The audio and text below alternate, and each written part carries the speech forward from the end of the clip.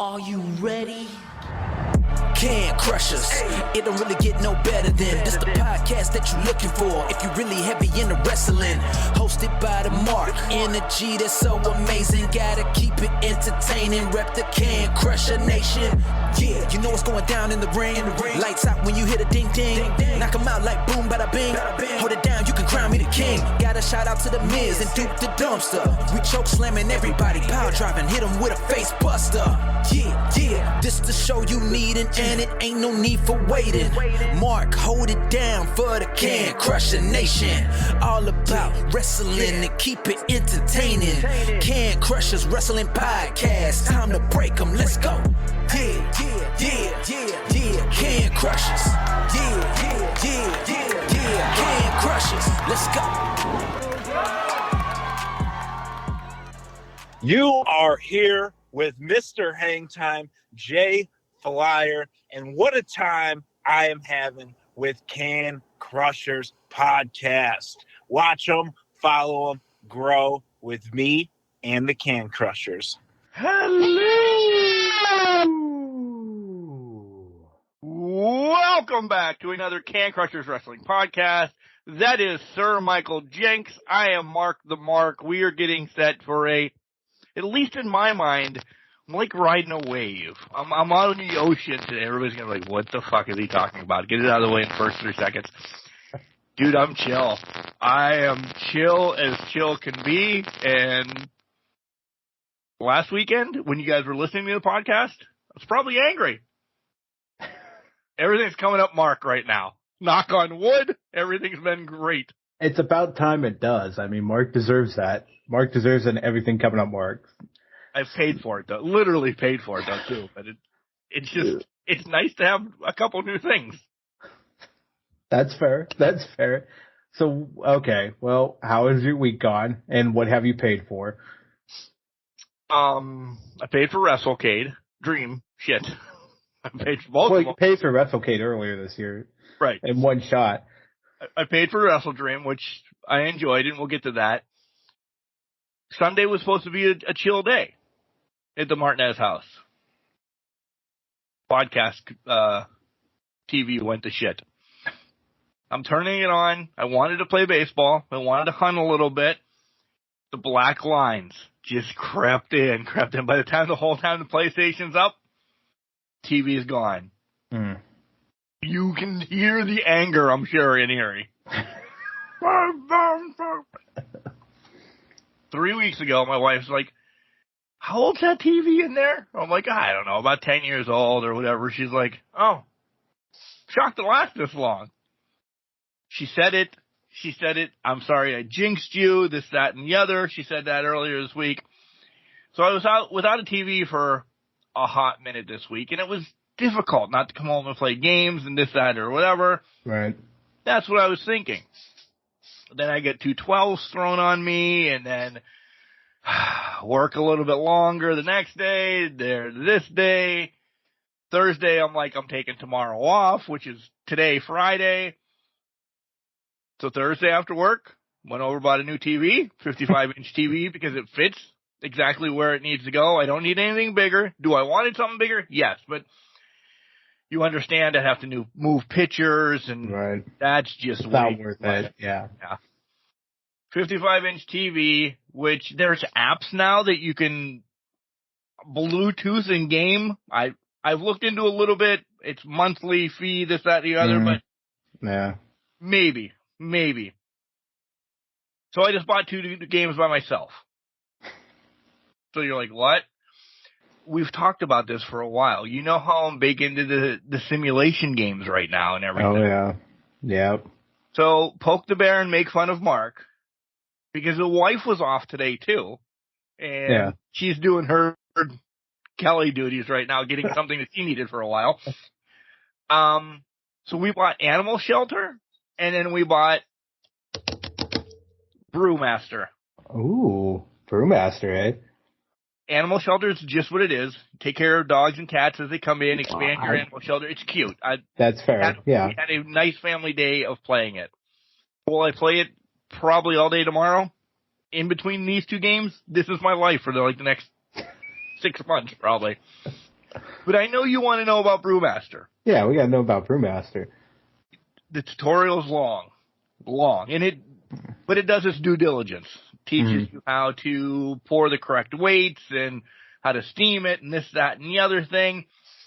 Essentially, you're creating beers to send to events or to get them judged and stuff like that.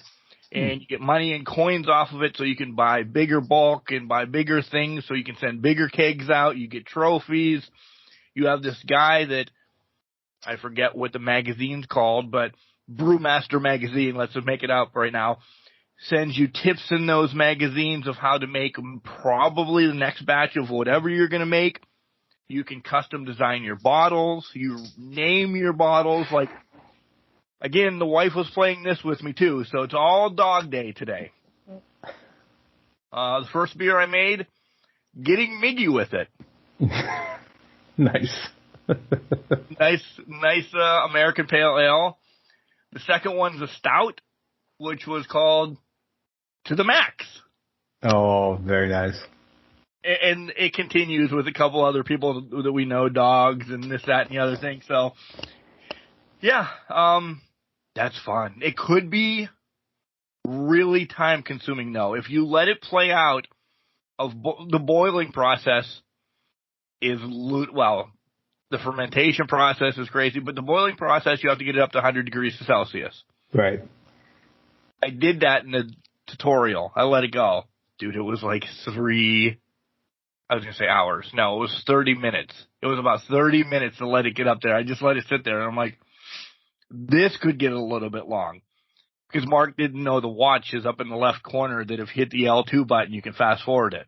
But it fast forwards it, so you really have to pay attention and stop it right when it gets 100 degrees, because you understand brewing, that if it's 101, chemistry is all different. It all it needs is 1 degree off, and it just goes sideways quick. I mean, because when I brewed beers before, that's all it was. You had fraction of a second. Yep. If it goes over, you're screwed. If it goes under, you're screwed. It's science in that line, catching that line. Oh my God. And then you have to let it ferment for 21 days. Yeah. So in that 21 days, listen, I don't have a lot of supplies and materials to make kind of next batches to keep them going. I've just been fast forwarding like 21 days, and it's probably, again, playing it wrong, but I don't have the materials to buy another fermenting, bubbling, and they have words on there. You know what I'm probably, where it comes from, the mash thing, this, that, and the other. Yeah. I don't have that money yet to buy the next level up so I can have a baby one and the middle one. Right. So you continue just to make beers to throw them in your cooler and stuff and sell them off. Plus, you're also not getting your recipes until you send the one that you're working on in. So you're making that same beer again, or you're crapshooting it. Yeah. And I don't want to crapshoot yet, because in time you are allowed just making whatever you want to, which is cool as long as you understand that a pale ale with fruit is good compared to a stout with fruit. You don't want to make a stout and put fruit in it. It's disgusting. It doesn't make sense. So, no. But, dude, I have done, and I've called you dude, so you know how chill I am. That was my day today. And let me tell you, unfucking-believably just zen. I am so jealous of how zen you are right now. Yeah. Man. And he's doing this completely sober too, guys, because he's just sipping on his drink from dinner time, and he's just mellow right now. Next segment. But you're mellow just because of the day and how things have gone and things of that nature. I had to listen when we get it set up to record and everything. I'm usually on Skype 20 minutes early. I have everything set up. It's like 10 till, and the family's leaving. They're like, "Are you not podcasting tonight?" I'm like, "Oh God, I gotta try to get this next label out first, real quick, so I can sell this beer." We now know where Can Crushers is sitting on this pecking order between Brewmaster. It's Brewmaster, Can Crushers, and the Animal shelter. Animal shelter. The dogs are asleep right now, so he can move up the ladder. Right? Well, actually, when I stopped playing Animal Shelter, I made sure I had no animals in the shelter. Oh, that's good. Because I don't know. Listen, when I buy shit, I don't look into it. I know MLB. I know they all stop. Yeah. Does Animal Shelter have Stop that or not. continuing time of, oh shit, you didn't feed your dog, and I know they're not going to let it die, but I don't want a bad rating on my Animal Shelter. Well, yeah, because it's like, I don't know if you ever played like Farmville or any of those games online. If you let the stuff sit, it's continuous. So crops could die if you're gone for 3 days or whatnot. So I get that fully. If you don't know where the line is or how it goes, why would I look into it? Well, exactly. Why would you look? What fun would that be to not be surprised when everything goes south real quick? So makes me want to do another venture. And this is probably just for me. I could stream these a la when we were doing the Can Crushers wrestling matches, which minimal people watched, this, that, or the other. I was wondering, because people play video games and people watch them, at least I do. I wonder if people would do it, if I would start like, Dad playing video games. And it's essentially just so I can have my headset and talk. Yeah. So I don't feel like I'm alone. What would I talk about?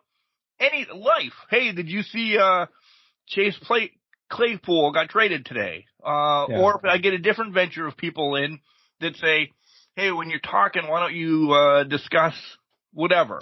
I don't know if I'm ever going to Twitch. Right. I don't like stuff popping up on my TV. And well, that's like you need a moderator. Yeah. Yeah. Yeah. I would at least like, hey, man, I want to tell you a life lesson that I learned today. Make sure you feed your real dogs and not just play Animal Shelter. Just make sure you remind the people of that. Right. But no, that's fine. I mean, well, you dabbled with that a little bit when 23 came out, just doing the Battle Royal, setting up the Can Crusher stuff and all that stuff. It might be a fun little thing to do, just to kind of record a video, say, okay, let me one beer a night. Make one beer a night. Give a life lesson, just talk, shoot the shit, whatever you want to do, post it and see what happens. Yeah. Yeah. Why not? It wouldn't go on, I'll tell you right now, it probably would not go on the Can Crusher one in case we ever want to do anything with that. I would restart another one, and if this isn't even the right segment of people, class, what am I, genre, what am I looking for, the real word? Demographic. Demographic, thank you. Might not be Can Crushers, but, it'll get put out on my social media or whatever to see, and then we'll just let it linger on YouTube, too. And see what happens. Yeah. That would be clearly just for me. And I don't mean it that if you didn't want to watch it to say, oh, Mark's an idiot. That's not how you make an IPA. I don't know how to make an IPA right now, buddy. Let's clear this air right now. I am not an expert whatsoever, and it's been about 4 or 5 years since I made a beer, so I have the equipment here. I just haven't made a beer in that long because COVID and all that. It's like, do I want to do it? Do I not want to do it? There's a lot of stuff to go into it, and it's literally an afternoon. It's 4 to 5 hours. You have to have ice on hand, so you can do an ice bath. You can do it. Let me tell you, first time I ever made beer with Cody Hetrick, we didn't have, what did we do with it? Oh, we tried to do an ice bath with it, but we did in a literal bathtub with ice cubes and trying to cool it down. God. That was the biggest pain in the ass. It didn't work. It was what it was. The beer came out okay. It's your first one. You're like, after that we learned, okay, we have, there's a metal coil that can cool instantly. Hook up water to that, run it through, it'll come back out. It's perfect. I also learned not to let him be in charge of the water because it gets everywhere every time he's in charge of it.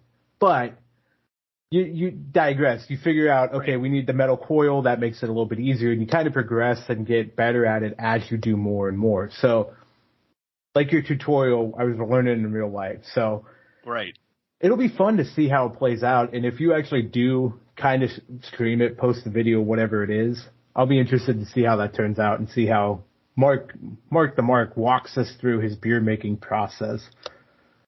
It's a shit show. I haven't gotten anything right on essentially where it's supposed to be yet.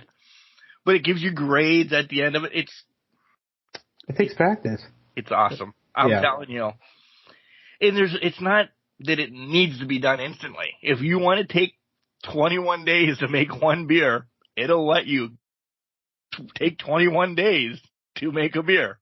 Because I believe it's minute for minute on the game. Like, it just felt that long. I'm like, holy It probably God. was. It probably was. And there's probably got people that sit there and do minute for minute, hour for hour, whatever it is. What do you do then if you're just starting off? And we'll get off of this because people are like, God, can't wait till NCAA football comes out. Yeah, right. Fuck football. What do you do? Like, you have to move your controller every once in a while. Your game's going to... if you just let it chill for 21 days... Yeah, right. Can't play video games for 21 days because I'm making an IPA. Yeah, it's going to take a while, guys. I don't know what to tell you.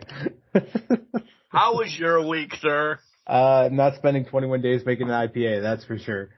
My week has been all right. Went Pumpkin Fest on Saturday, enjoyed it with the family crew. Some of us enjoyed it more than the others of us. I drove everybody to and from, so I was not one of those people that got too over the top. So we were getting back and forth. I was the responsible one for the group, which was nice.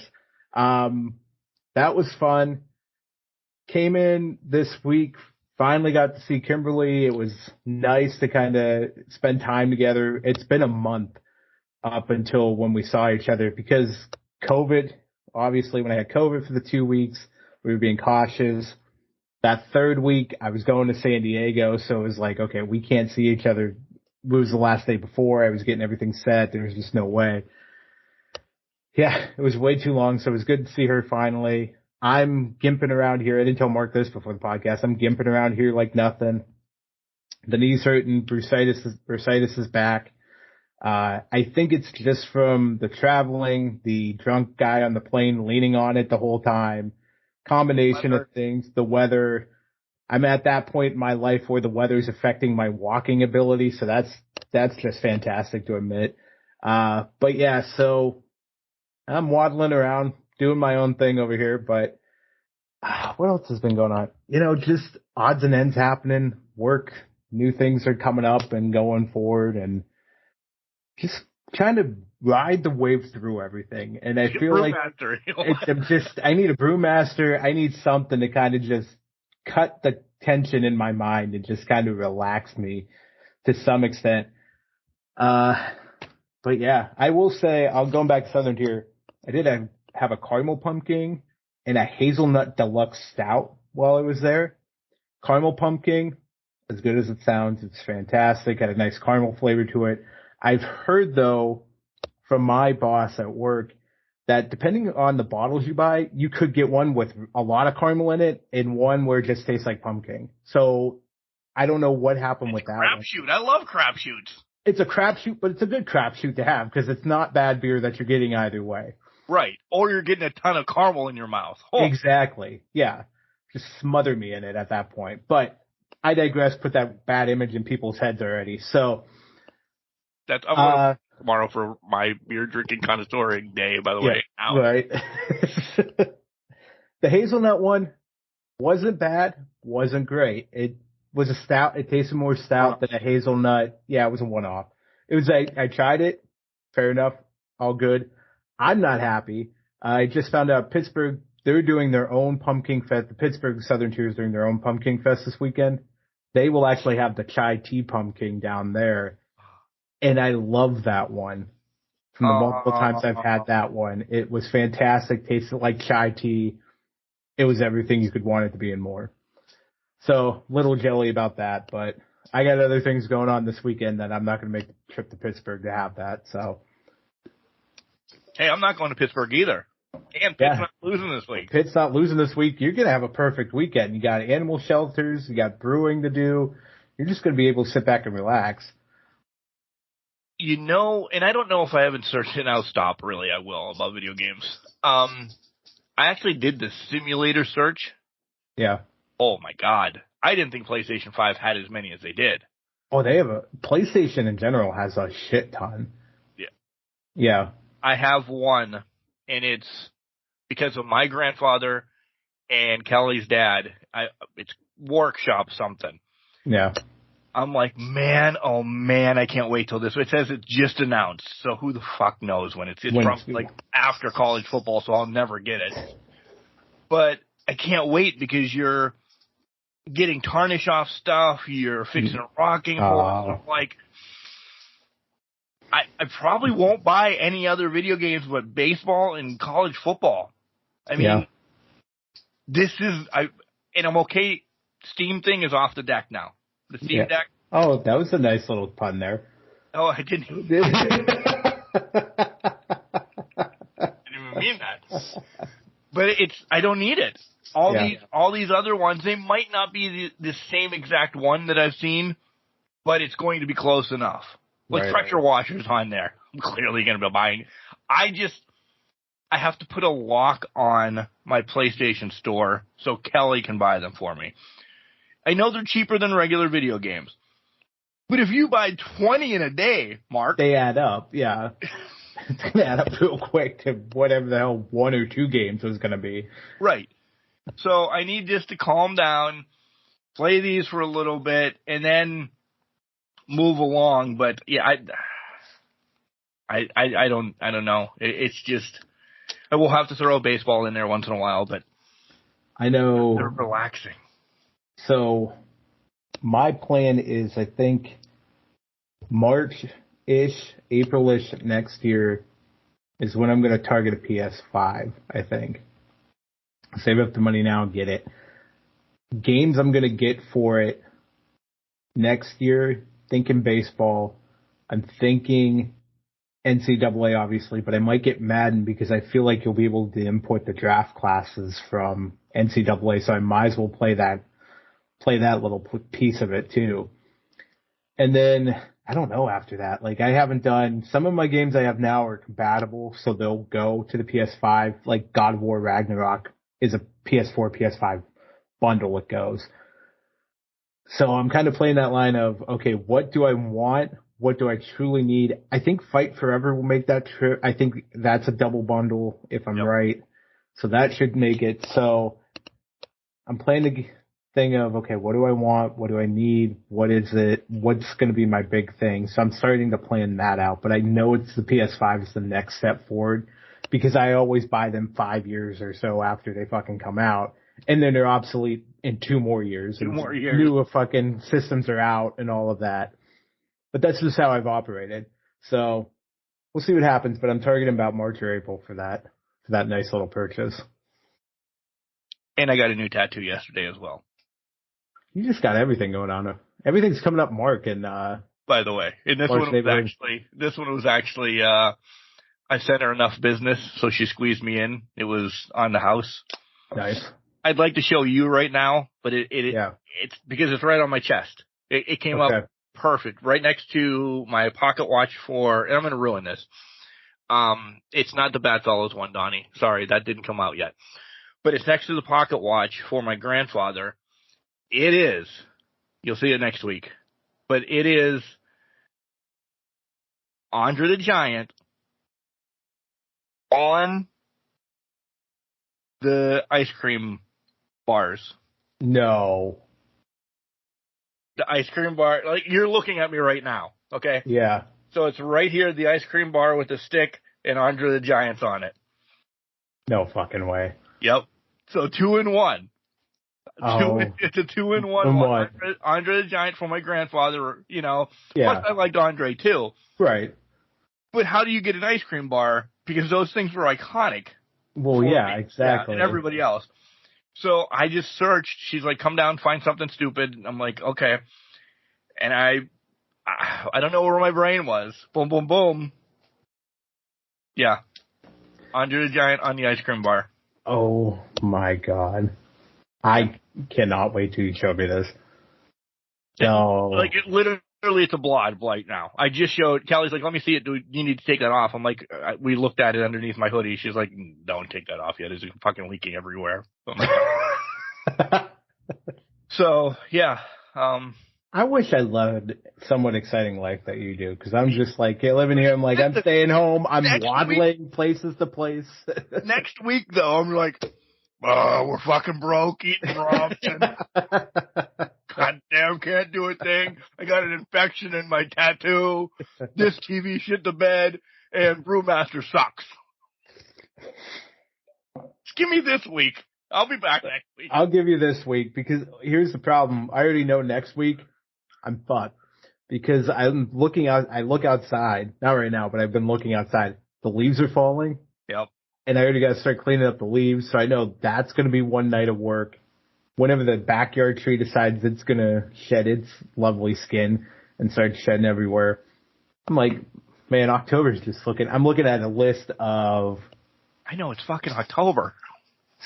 5, 10, 12 things that I want to get done by the end of October, plus some other things that I have in the hopper, so I'm loving life right now. I don't know.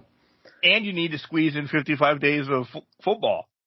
I know. Well, that's going to be my reprieve. It's football, wrestling, somehow. I'm going to put 5 TVs in the living room so that at 8 o'clock at night, when I call it a night, I'm just going to have this things just shitting and just pushing all this light on me. I'm probably going to get some sort of cancer from all these TV lights on me, but I'm going to take it and say, you know what? Shit happens at this point. But I'm watching college football, I'm watching wrestling, I'm watching this, I'm watching that. So in that 55 days, NFL is sprinkled in there on their Sundays, Mondays, and Thursdays. Yeah. But it's the other days, to me, that are bigger. Like Wednesday night I watched, or was it, I don't know, whatever, Wednesday or Thursday, I watched Middle Tennessee and Jacksonville State. Yeah. Dude, it's different football. That I don't go and search out Conference USA on Saturdays. Right. Sorry. I love that they're doing this year. I am too. They usually don't. No, they don't talk about it. So unless you're stumbling across it, you're not seeing its MAC play or Conference USA play on like a random Tuesday, Wednesday fucking night. They just kind of let it blow by and be like, all right, whatever, it is what it is. We have it, but now they're advertising it. Now they're saying it. Plus you have NFL sprinkled in, like you mentioned. You have college football on Saturdays. It is a great ass time to be college football fan and all that. I mean, I'm sorry, guys. MLB World postseason as well. Yeah, well, let's not get into that because I've already had a bad week with that to begin with. I didn't mean it that way. Well, no, I know you didn't mean it that way, but on top of everything, guys, if you don't know, I'm a Rays fan, and well, they just looked amazing so far. Got outscored 11-1 in 2 games. So just they can't lose by any more. As soon as the error happened in the first inning of the first game, I'm like, well, this is fucking useless. This was fucking done. And like, I knew it. I knew as soon as that happened, it's like, this is not our year. It just, like, it was Yondy. It seemed like it was fine. When he made it, I'm like, drop my head. Like, we're done. We're done. We're lucky if we get 3 out of this. So, whatever. So are you happy? How can I parlay this? And then we'll get into hot topics in wrestling. Are you happy that you made the wild card, or are you happy that the Tigers finished second in the AL Central, even with a losing record? And I don't care. You know what? I'm happy the Tigers did finish second in the AL Central with a losing record somehow. I'm happy we made the wild card, and I'll tell you this: I'm happy now that we're out, because now I can just watch postseason baseball without a fucking care in the world. I can pick my teams that I don't want to win, Astros, and then just go from there. Like, I'm now in a position where I'm like, I can laugh at everything that transpires or get excited about it, because that's always been my big thing is the postseason, even if the Rays weren't in it, just give me the big things. Let me see the atmosphere. Let's watch it. Let's do it. Like you always had the Pirates in 2013 to hold on to. You know, those different things, those underdog type mentalities when the Royals run it out of just got there and won it. It was always those things that got me into it. So I'll take it. Because now it's stress free and I don't care. I can just turn it on and be like, okay, let's see who wins. Let's root for Baltimore, see if the Orioles can take it. Or let's root for the Twins and see if they can take the run at it. It's now stress-free baseball for me. I can now enjoy it without prejudice. Who are you pulling for? I think right now, I'm a guy that likes the underdog, likes okay, we haven't been here in a while, we're making it happen. Like the Twins are great, the Orioles are great. Yep. I don't want the Astros to win. Only for Verlander, because Verlander's, as much as I love Miggy that he retired, Verlander's my all-time favorite pitcher. I get that. That makes total sense. They don't need to win. They don't need to win at all. Like, anything in the NL, I'm like, okay, whatever happens. Let it. Yeah, the Brewers are out now, right? Yeah, I think they're out. Yeah, because the Diamondbacks advanced, yeah. That was the only team out of the NL, because they don't have a World Series yet, which, that blew my mind. I don't know how I didn't know that the Brewers don't have a World Series. As old as they are, they don't have a World Series. So I was pulling for them. So now it's like I want the Twins because they're the Central and they haven't been there since Puckett era. Yeah. Texas always lingers. They don't have anything. That would be cool. That would be cool.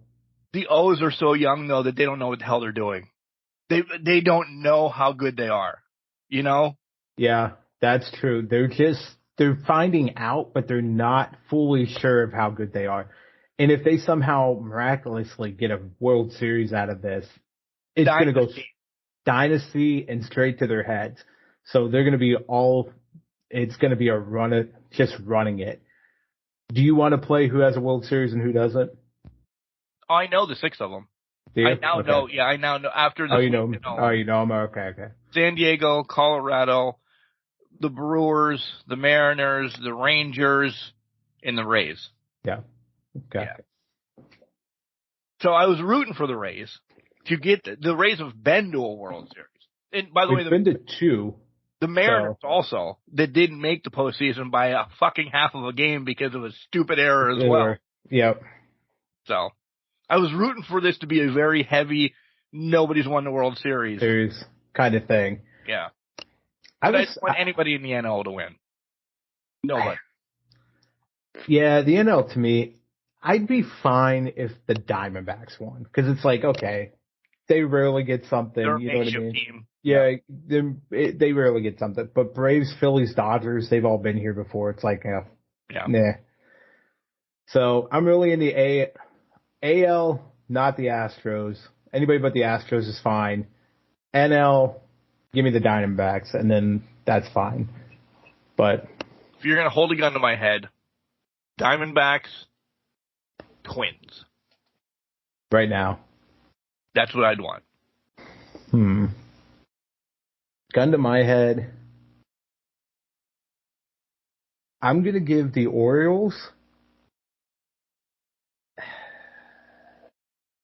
And I'll go Diamondbacks, although I'm really feeling the Phillies are going to somehow make it out of there. But truthfully, I think it's going to be probably Braves and Astros. But if we go truthfully, I think it's Phillies Orioles to me, because I think Baltimore can make that run. They came out of the murderer's row. That's the AL East. But by the way,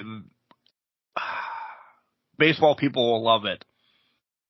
Dude, they're 3 hours away from each other. Who the fuck is going to care in California about that World Series? World Series, no one.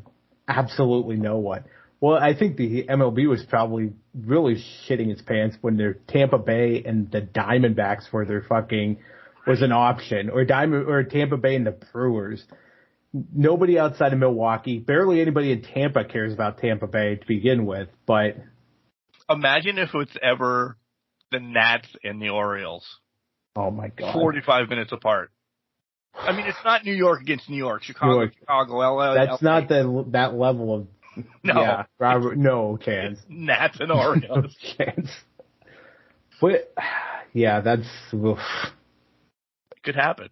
It could always happen. Out the Nats, the Orioles maybe, but all right. I got nothing hot topic, by the way, besides Jade Cargill. Well, all over, showing up, gonna be a Fastlane. She's gonna be everywhere soon. So I mean. She's in your faces, guys, as soon as tomorrow starts, which is a good thing. I mean, we knew it wasn't going to be NXT. We knew it was going to be main roster somewhere, somehow. Yeah, it's Raw.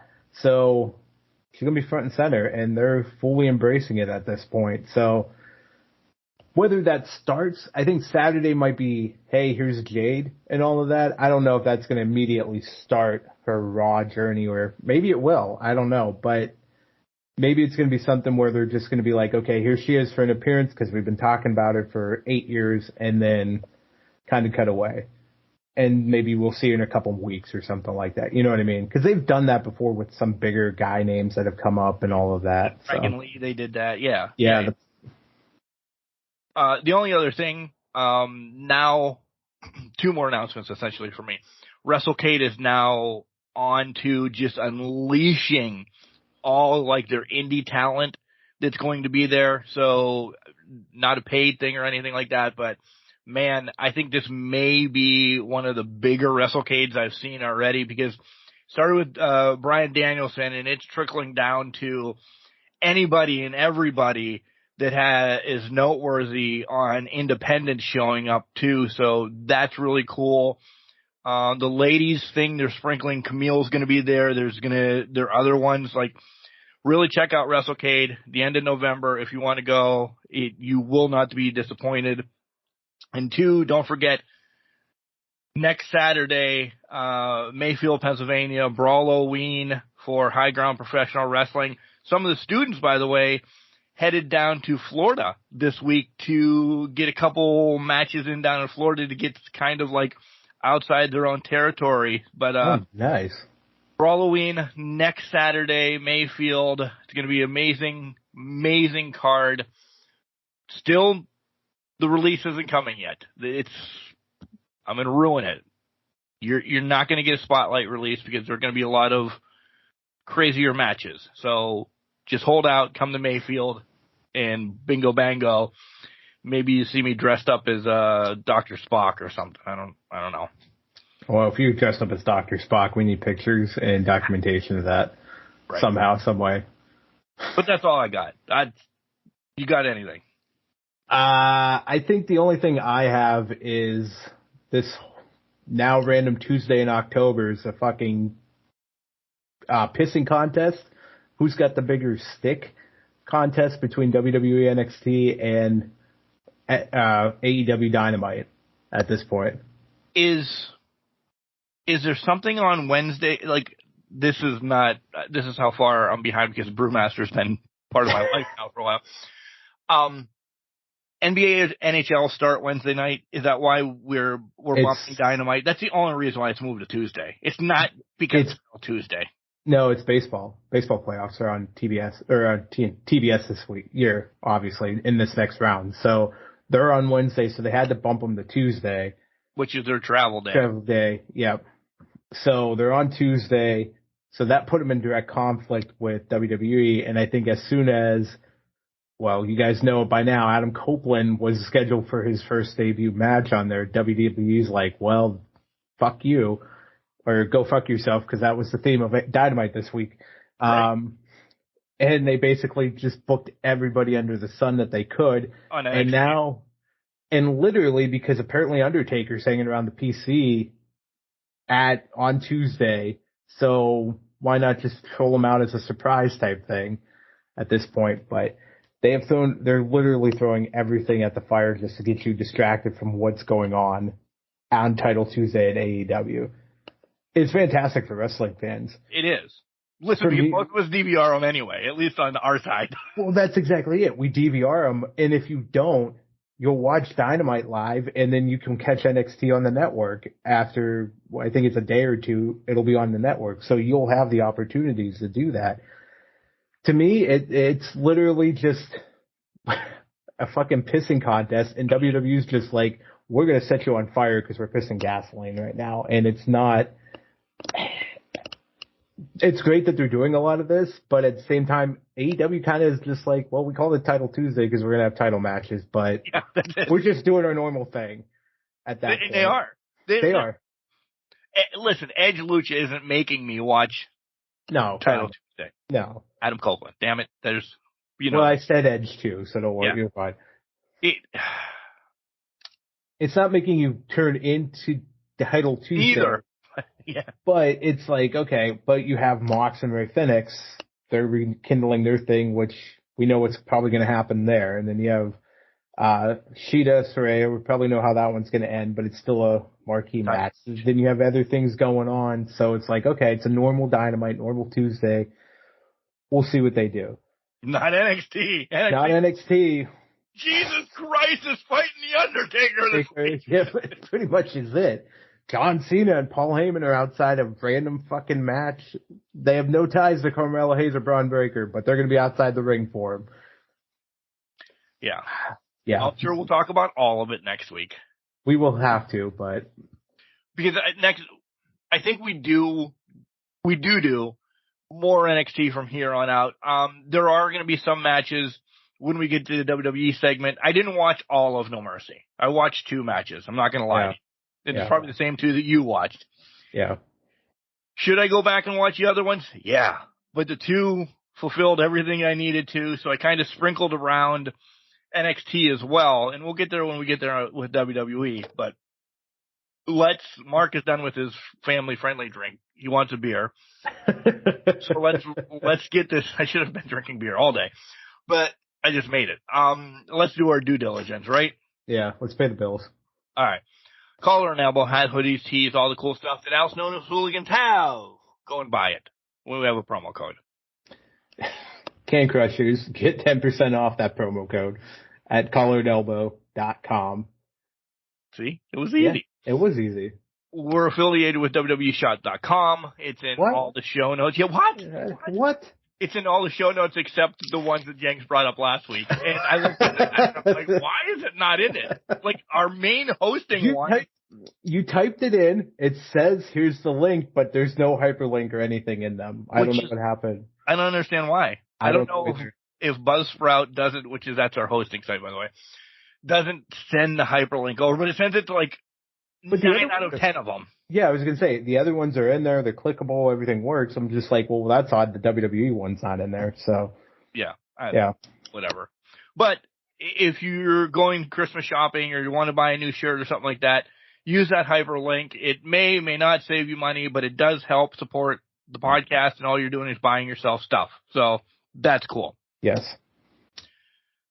Facebook, Instagram, Twitter, and Threads. We post stuff up on there all the time. And I do want to give a shout out because this man in California saves our asses, by the way, Jenks, because I have things scheduled like 3 times a day. I'll throw something up random that maybe pop up.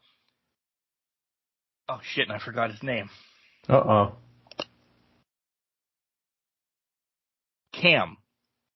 Camilo. Yeah, that's it. Camilo. Yes, it just popped up. Continues posting stuff for us, and he posts great content all the time. Like, I'm reading him like, shit, he should just join us once in a while to randomly talk about stuff. If you want to talk about Brewmasters or anything like that, you can go on. Join us. Join us. But he really has ran with this recently and for a while now, just continues to post the greatest stories. I'm like, holy shit, I didn't see that. And I almost reposted a post thinking, because I'll go and I'll find these like cool stories and post them like you guys see that we do. Right. I copied it and I'm like, wait, I'm copying it from Can Crushers because then it takes me a second. I'm like, oh, it's already posted on our page, Mark. You're an idiot. So I reached out to him. I'm like, dude, thank you for saving us all the time during the day. We know, and I'm texting it like to Jenks, like anybody can see it. And I'm like, hey, he's like, oh, I love your podcast. Continue doing what you're doing. No problem. So he's all on board. He's our social media fucking coordinator. Love him. Love you, man. Thank you so much. You're keeping us professional over here. We are not. Where else was I going? Oh, cancrusher69@gmail.com. If you'd like to be on a show, get scheduled, send us Can Crusher questions, all of that. Reach out to us. The phone number Jenks has memorized by now. 814-299-6687. 5787. Shit, it's 87. I have it on the paper. I had to make sure. See, now you threw me off because I had it memorized. 814-299-6687. Leave us your sultry voices. Fill our ear holes with all of your commentary, but please keep it to 3 minutes and not 25 messages in length, Daniel. Anyways, Daniel Mucci. And then you can listen to us all over the place. Especially Podurama, where you can get a lifetime discount, 50% when you sign up for that lifetime discount.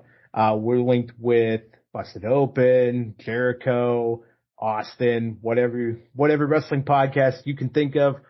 We're there, and we're in your face about it. And we're also on IMDb because, damn it, we're stars. So let's go for it. Here comes Al to tell you more about Collar and Elbow. We come back.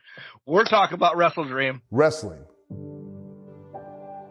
A love and a passion we all share.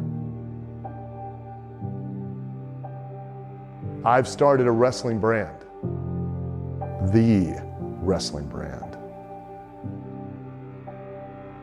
A brand founded on the aspects of wrestling. Two entities working together to create a product that connect emotionally for people everywhere. Collar and Elbow is the brand. Passion and love for wrestling is the drive. I am Al Snow, and this is Collar and Elbow, the wrestling brand. Hey, this is Mariah May, the glamour, but you knew that. And you're listening to Can Crushers. Welcome back, Can Crushers, to segment 2. We're going to dive into pay-per-views, AEW, wrestling, and bitch about the lighting at Harvard. Oh. You know, for a Division I school, this is pretty bad here. This looks like a high school stadium in Erie. That one right in the middle. It does. Yeah. That's exactly what it looks like. Like, it's not... But to that point, well, there's a ton of people at Harvard right now watching this game, by the way. But to that point, it's fucking Harvard. They're not there for football. They're there for academics and being smart. You would hope. You would hope, but... So I guess it makes sense. This game is on until SmackDown or maybe Nebraska. Oh, Nebraska, Illinois is putting on SmackDown. By the way, Cooper Kupp gets to come back this week. My first-round draft pick in every league that I have. Congratulations. Oh, by the way, I got cut from the Guillotine League last week. So that's out the window. Thanks to Patrick Mahomes and everybody on my team getting like single-digit points. So that was great. However, this quick sidebar. We'll get into WrestleDream, guys. I swear to God. Very quickly. We've deemed Taylor Swift as the Grim Reaper in our league. So if you don't know what the Guillotine League is, every week whoever has the least amount of points as a team, they get cut.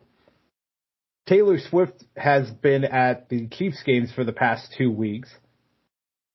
The first week, the guy that went before, actually Moochie, who went before me, had a Chiefs player on his team. Didn't go well. Gone. This week, Patrick Mahomes was my quarterback. Didn't do what he's supposed to do. I'm gone. So Taylor Swift is our Grim Reaper. Top of that, at work, somebody has a Taylor Swift cutout that is sitting over the cubicle walls, looking directly at the cube I usually sit at when I go into work. So I've been taunted by Taylor Swift every time I've been in work this week. So it's been fantastic. The Grim Reaper of Taylor Swift has been following me around since Sunday night. So you're not going to the movie then anytime soon? Well, you know, I say that, and then Kimberly does like Taylor Swift a lot, so that may end up happening. I love Taylor Swift, and I don't mind her. I am the guy that's like, I love all the notoriety that she's bringing, and listen, it's football. Kelly's like, what game's Taylor going to be at this week? I don't know the Chiefs' schedule. She's only going to be she's not going to come and watch the Steelers and the Ravens. That's for sure. They're in Minnesota. So if their love is real, she's going to Minnesota. If it's not, it's a fling. It's a fling. Let them be. Nothing against people in Minnesota, but it's a star mentality. Lose their mind that she gets put on TV 6 times in a game. I completely agree. I think it's, people that lose their mind about it just don't understand, like, this is a big deal. It's bringing new faces to the game. And, like, the Kelsey brothers, who obviously she's dating Travis, I think they started a new segment just for new fans, just saying no dumb questions, let give us your questions so people can ask, okay, what's a field goal? What's a first down? That sort of thing, which is good. They're playing into it, but you got a lot of new faces on it. It's a new product. You got one of the biggest stars in the world. You're going to put the spotlight on her. It's the same thing when, I'll tie it right back to wrestling. When WWE was rolling out Snooki versus whoever at WrestleMania, or, Stephen Amell versus whoever, Mayweather versus Big Show. LT. Exactly. It's the celebrity, the notoriety, more buys are going to happen because people are like, all right, what's this guy or girl going to do in the ring? Or what is this going to look like? You want to watch it, so you're going to tune in to see what happens. Ricky Morton to say, it's putting asses in seats. Fucking yes. You're selling tickets. You're putting asses in seats. Everything's happening. That's why Logan Paul has had the run he had. Thankfully, Logan Paul's really good in the ring. Right. And he can have the run he had and be showing up 4 times a year. They know what they're doing. I mean, AEW sometimes doesn't pull no-name guys out of the crowd just to fight with Hook and that. But at the same time, they know what they're doing. They're bringing the faces to the thing. It's all about marketing. And if you get the opportunity to market the shit out of the biggest star. 2 weeks ago's podcast. I know. Exactly. It's marketing 101. We're bringing it back. But I digress. Let's get off of it. Let's get to wrestling. So did you watch 0 Hour? No, listen, because I had. We really, maybe 2 or 3 things. And minimal, if it was even that.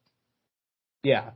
I will say I didn't watch 0 Hour because I had some internet issues going, but I figured it out by the time 0 Hour wrapped up, so I didn't really get to see much of what was going on.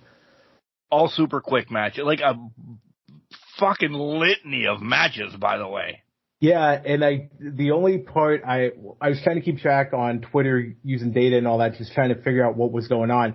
The best part was Mox's commentary kept popping up for the Claudio match and Barnett. I'm like, he better be fucking on during the pay-per-view too. And he was, and it was magnificent nonetheless. But that seems like that was the highlight of 0 Hour. It really, I'm sure there was more, but as a pat on the back, I love that Tony started 0 Hour with Inoki. I saw the Inoki family and everything, and I was like, oh shit. Yeah. So that kind of thought me, we're going to have some matches change a little bit because this is really going to be dedicated towards Inoki, and our picks are probably going to go to shit. Don't worry, they did anyway on my end. So. Can I also add on to that? I love that because AEW is being AEW, and they were honoring Antonio Inoki, his grandchildren and his son were in the ring. That obviously Christian Cage had to have a cameo after that because somebody didn't have a father or grandfather in that ring. So that was a nice little twist to kind of show him watching it.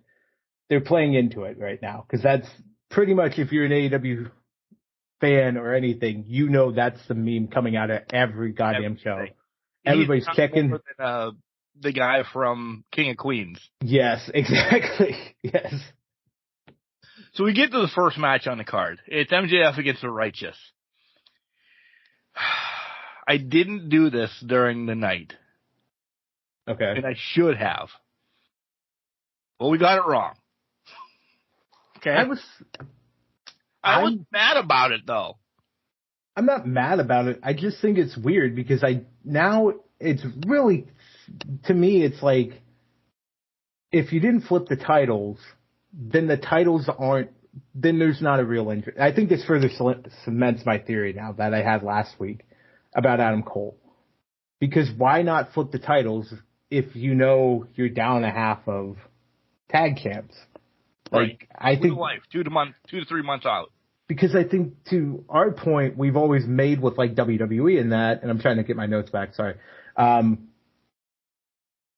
When you do that, you keep them on one person for a long period of time, that kind of diminishes the value of the tag titles, and that's how those tag titles got in a hole, because they used to keep them on one person for 4 or 5 weeks and say, okay, whatever, and they throws it to the side. So to me, I don't think AEW does that. It's just, okay, we need to get us to wherever that marker is, wherever that shock and awe type of thing is going to be at. But to that, when's it going to be? Because I can't imagine MJF defending these again prior to Full Gear. But, and that's the thing, they've already fully invested now through Wednesday in Jay White versus MJF at Full Gear. Right. Unless that was the plan originally. I don't know. So Tuesday, by the way. Tuesday. Sorry, my bad. Well, no, Dynamite was Wednesday, was it? Yeah, but I mean, they still vested following. I'm going forward as well. Yeah, I get you. But yeah, so does it happen? I don't know. Is there new wrinkles to that whole thing? Probably. But yeah, to me, it was just weird that they didn't flip the titles. And I get what you're saying. I'm not mad about it. I'm not mad. I would love to see how this goes and where it goes to. But I guess how creative can they get with Adam Cole defending the titles? Right. I did like the mockery in this match, though. The whole WrestleMania 3 callback, and we get the kangaroo kick. And a heat seeker kind of out of nowhere. Like, I love this match. I did not, and I probably am not going to now watch all of the scrum, but I did see a lot of MJF's via clips, and I don't know who he was talking to, so I'm not going to say a name, but they were saying that it was a shtick match, a gimmick match, and MJF's like, yeah, exactly. You need those. This is what it is. Go fuck yourself. Right. It's not going to be. What else is going to be 2-on-1? Yeah, it's exactly. It's not going to be a 5-star classic. It never is when it's 2-on-1 like that. You have to make the most of what you have. And if it's, let's make it a shtick match and realize that, okay, we can do, I can't remember the one guy's name. I know Vincent, but I can't remember Dutch. If we're going to make the WrestleMania 3 callback with Dutch, then let's do it to have fun with it. And then like with Vincent, the grabbing of the balls because he's trying to hit him with, I can't remember what he had, but he was holding him by the balls behind the belt. It was perfect timing with that. It was supposed to be funny. It was supposed to get the crowd livened up. It wasn't supposed to be a barn burner right out the gate because you can only do so much. You did. You got everything you wanted out of it. So he accomplished what he needed to when he went out there. The world champ got the audience up, started him off on fire, got him to laugh, got him to loosen up. They were ready to go. It was a win. It was a win. MJF and the match. Yeah. Next matchup is Eddie Kingston against Shibata. And listen, we got this one right because we didn't think there was going to be a triple champion involved. You don't lose New Japan titles over here. I don't remember one recently that has been lost over here. It's their title. You're not going to, even though it's Shibata, you're not going to put it on anybody until they get the pomp and circumstances over there. Right. A fucking barn burner strong style. Listen, I'm going to ruin it right now. I loved WrestleDream. I absolutely gushed about it. Maybe not. Some people are saying their best pay-per-view ever. I'm not there yet. I loved it, but it's not well above ever. But it's contended for pay-per-view of the year. Let's put in that category for sure. But yeah. Great match. It was a fantastic match. I mean, it was great back and forth. Eddie, I've made a note, Eddie getting taken to the woodshed with all the submission holds. It was like one after the other, and it was perfectly, it showcased Shibata perfectly in what he can do and how deadly he can be in the ring. And it kind of gave a prelude to what we would come to see later in the night with Danielson and Sabre. I think the one thing I did make a note of, and I thought this was just an observation, is Eddie fought from behind a lot in this match. So I think it kind of also cements in our minds, Eddie's not keeping this title too long because he's not going to be able to consistently fight from behind, especially with the back issues that they're trying to play up and everything with that. So I'll be interested to see how it goes, but this match was the perfect for what it needed to be to get showcase Eddie, showcase Shibata, and really give us a good flavor and a good, nice change of pace from what the shtick was in the first match of the night. Agreed. Get ready. All hellfire and brimstone is going to happen. The wife's home. Next, so the dogs are going to realize what's going on. The next match, after this week, I see why now.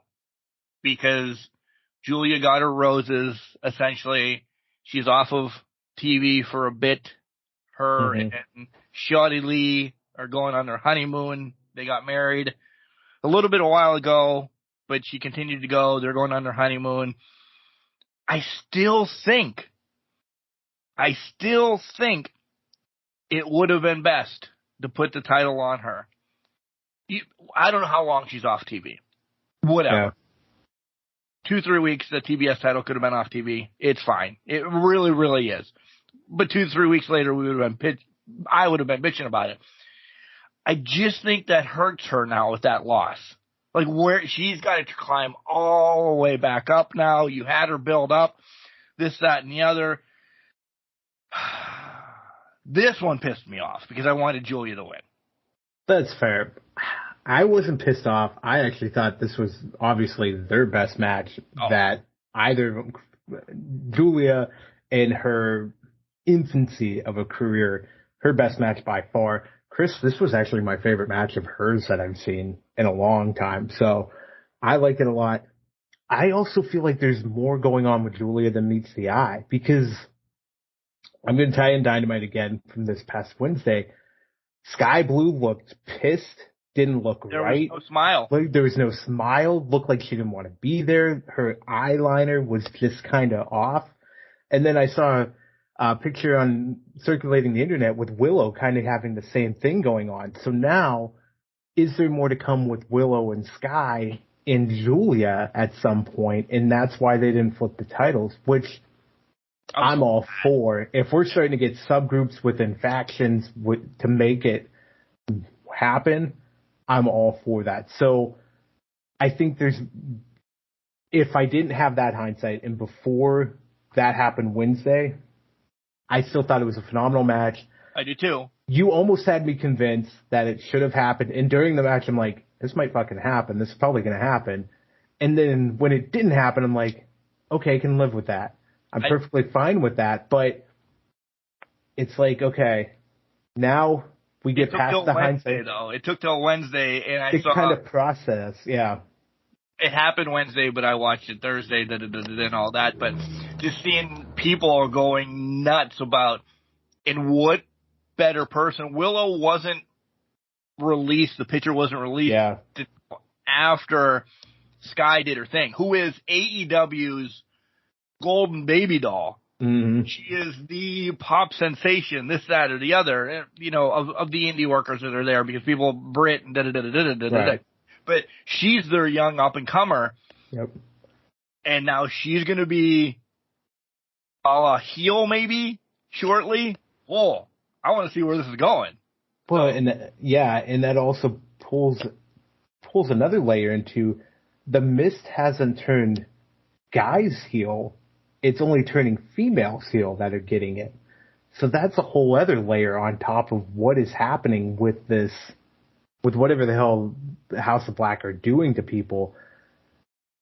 It's intriguing. It's fantastic. It's layers upon layers. But back to the match on Sunday at WrestleDream. This, for being the literal one women's match on the card, this was a fucking great women's match to have on the card. Agreed. Next up, you have the Lucha Bros, the Guns, the Bucks against Orange and Hook. All of them are against each other. I didn't like that Ray was pulled out of the match essentially 5 minutes into it. Why have them in it then? Exactly. I didn't understand that either. I didn't know if it was an injury thing, I'm quotation, or if it was legitimate, or if they were just like, well, we have to protect the International Championship because we don't want it to have a curse type thing. You know what I mean? But that's easily explained away if there's a curse around it, to be honest. I could go down that path, but I think it's just like... the same curse as the Women's Tag Team Championship. Well, exactly. You could have somebody behind it, and, if I'm going to play that game, who's one of the curses things in AEW that we haven't seen in a while? Mm-hmm. Who's also best friends with OC. Mm-hmm. Mm-hmm. Danhausen. It was just released on a DLC. See, exactly. Exactly. So you could make that work with the storyline. Yeah. But anyways, yeah. Overall, I put Austin Gunn oversells more than HBK, and I didn't think there was ever going to be somebody that oversold more than HBK. Austin Gunn is it. It needed to happen. You're wearing his HBK's entrance attire. You have to take on the full HBK persona. He did. This was not hard to watch because it's an AEW tag team match with 1 million people in it. I got lost of who the fuck was supposed to be really involved in this match.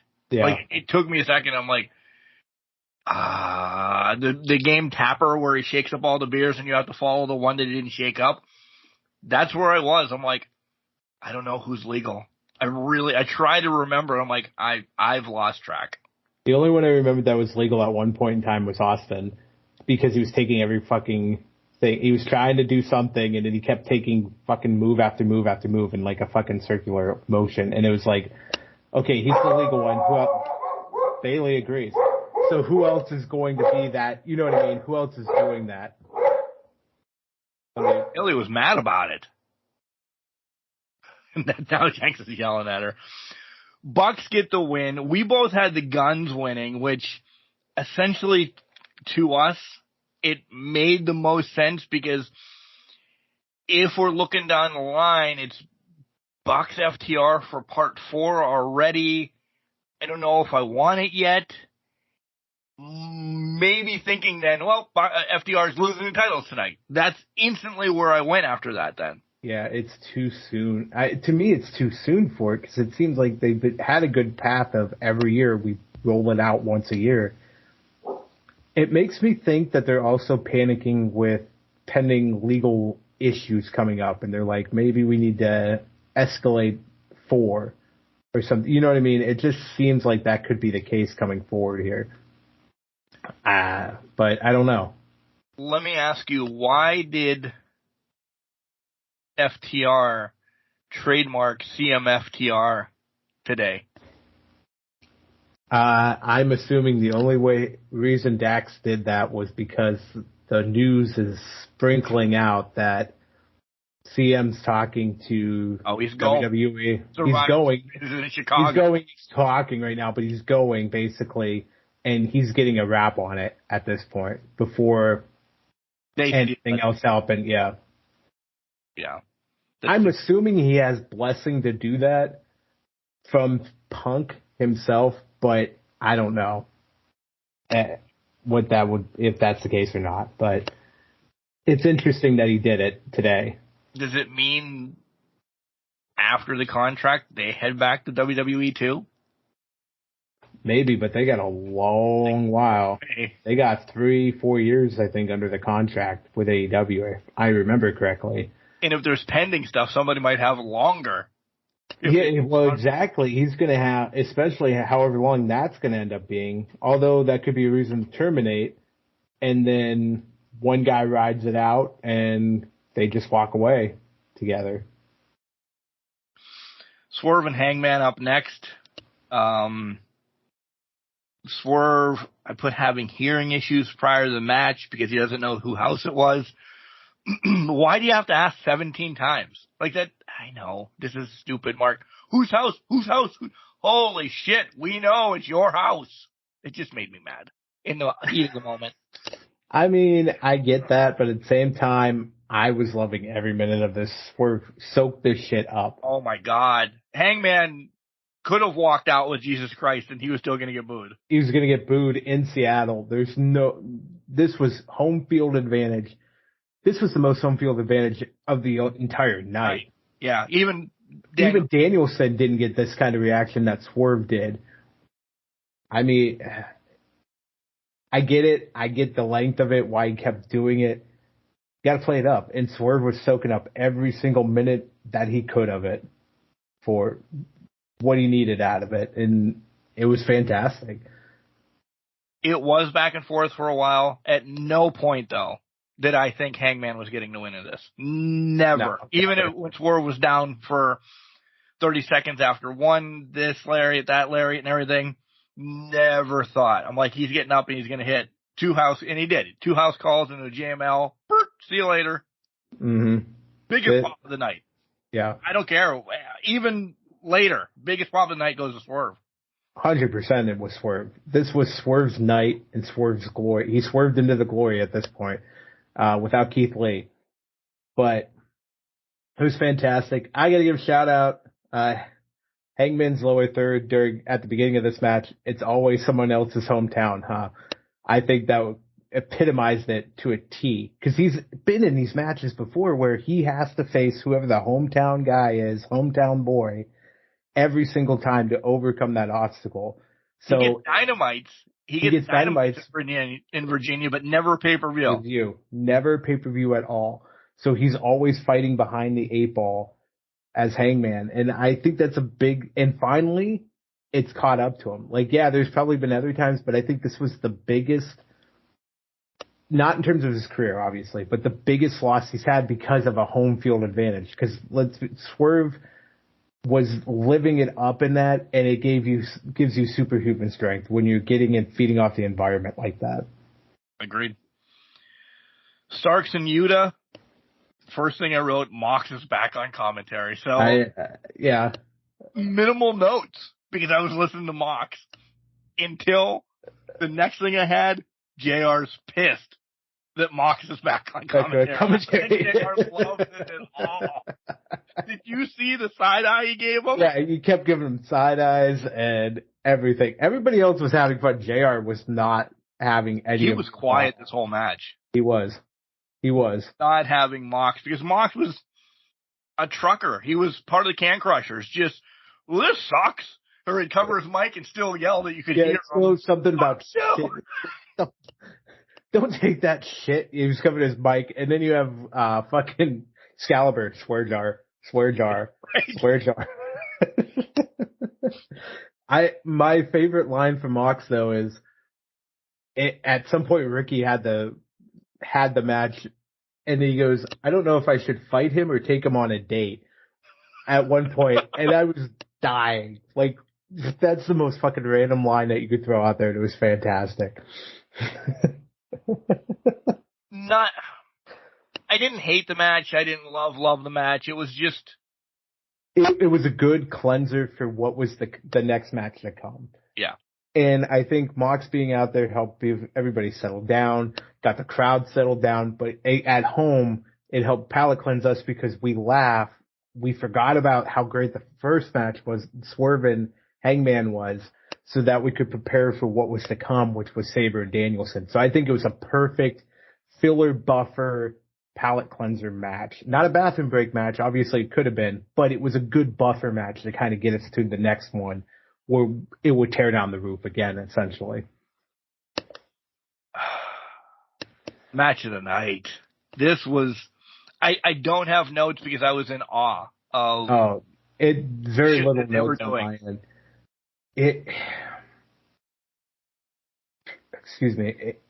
I thought Swerve and Hangman was going to be match of the night. And in pro wrestling standpoint, yes, sports entertainment, pro wrestling, that was the match of the night. This match was technically sound brilliance that can't be described. You cannot describe what this match was without seeing it. Counter for counter, yeah. Counter for counter, strikes, whatever it is. Mox on commentary actually being an expert in a field and just talking about one subject for about 5 minutes until Taz stopped him. Yeah. But like, he was showing a different side of, okay, I know what I'm talking about. I know what I've seen, and let me explain to you what this is. And I think that's what kind of put JR at ease too, to let him kind of come more out of his shell next to him during this match, because obviously during the other one was very quiet in that. This one, he was adding to commentary, saying things because, okay, now Mox is being respectable, except when he took off his headset and yelled, go fuck him up to Brian. Right. During his injuries that he has and will have, and he should always be on commentary. I completely agree. Just, you know what? If he was on commentary instead of Jericho on Rampage, I'd watch Rampage. Yeah. Let's put it that way. I'd religiously watch Rampage. As you know, Sabre gets the win. Yep. I did see Danielson got the win. No, that's what I meant. Yeah. I looked at our notes. But yeah, Danielson gets the win. People were bitching that it was so technical, though, that Danielson won with a strike. It was his move. It's his move. I think it's a smart way to end the match. Right, I do too. The promos after it, if you saw it, Sabre called him out. A, it's your hometown. B, you won with a strike. You didn't submit me. You didn't do what you were supposed to do. Danielson's promo. I beat you the way I beat you. He cried because he loved it so much. It was a great match. It's two different perspectives, and it gets us to WrestleCade in Sabre's home country. I put in quotes, in Japan, where he is living, breathing, and doing his shtick most of the time. Puts the ball in his court. Okay, so now, wait, because that was rolling in my head. If this happens at WrestleCade, I'm going to lose my shit. By the way, Wrestle Kingdom.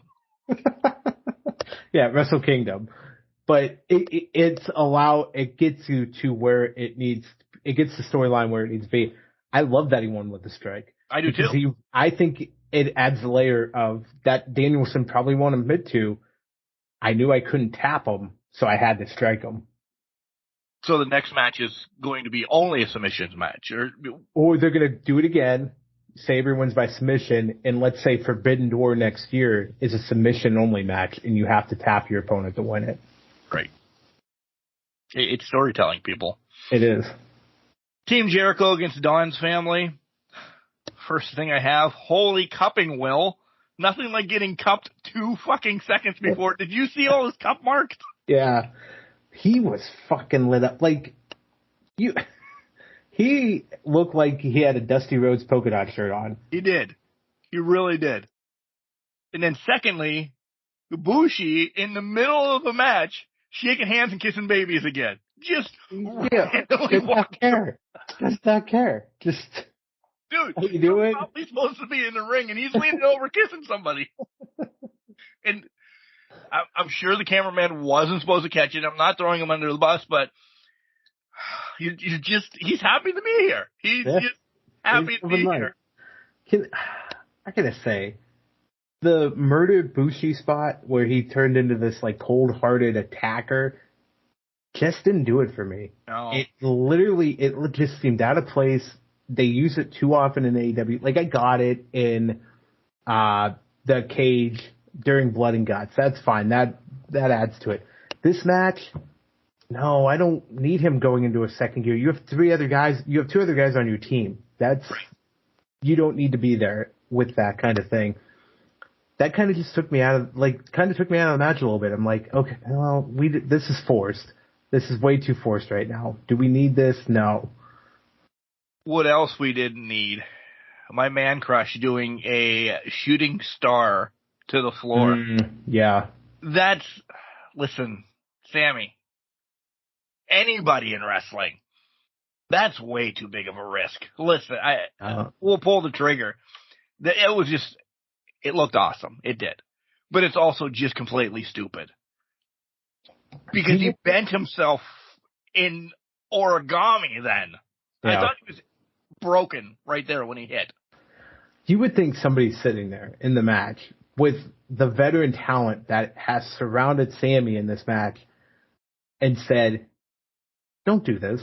There's no reason to do this spot. It's only so you look cool. Looking cool is not going to get you as far as being a long-tenured professional wrestler. I get having spots makes you stand out. But when you're 40, when your life is on the line. Not when your life's on the line, and it's going to shorten what you can do in life, especially at the age of 45.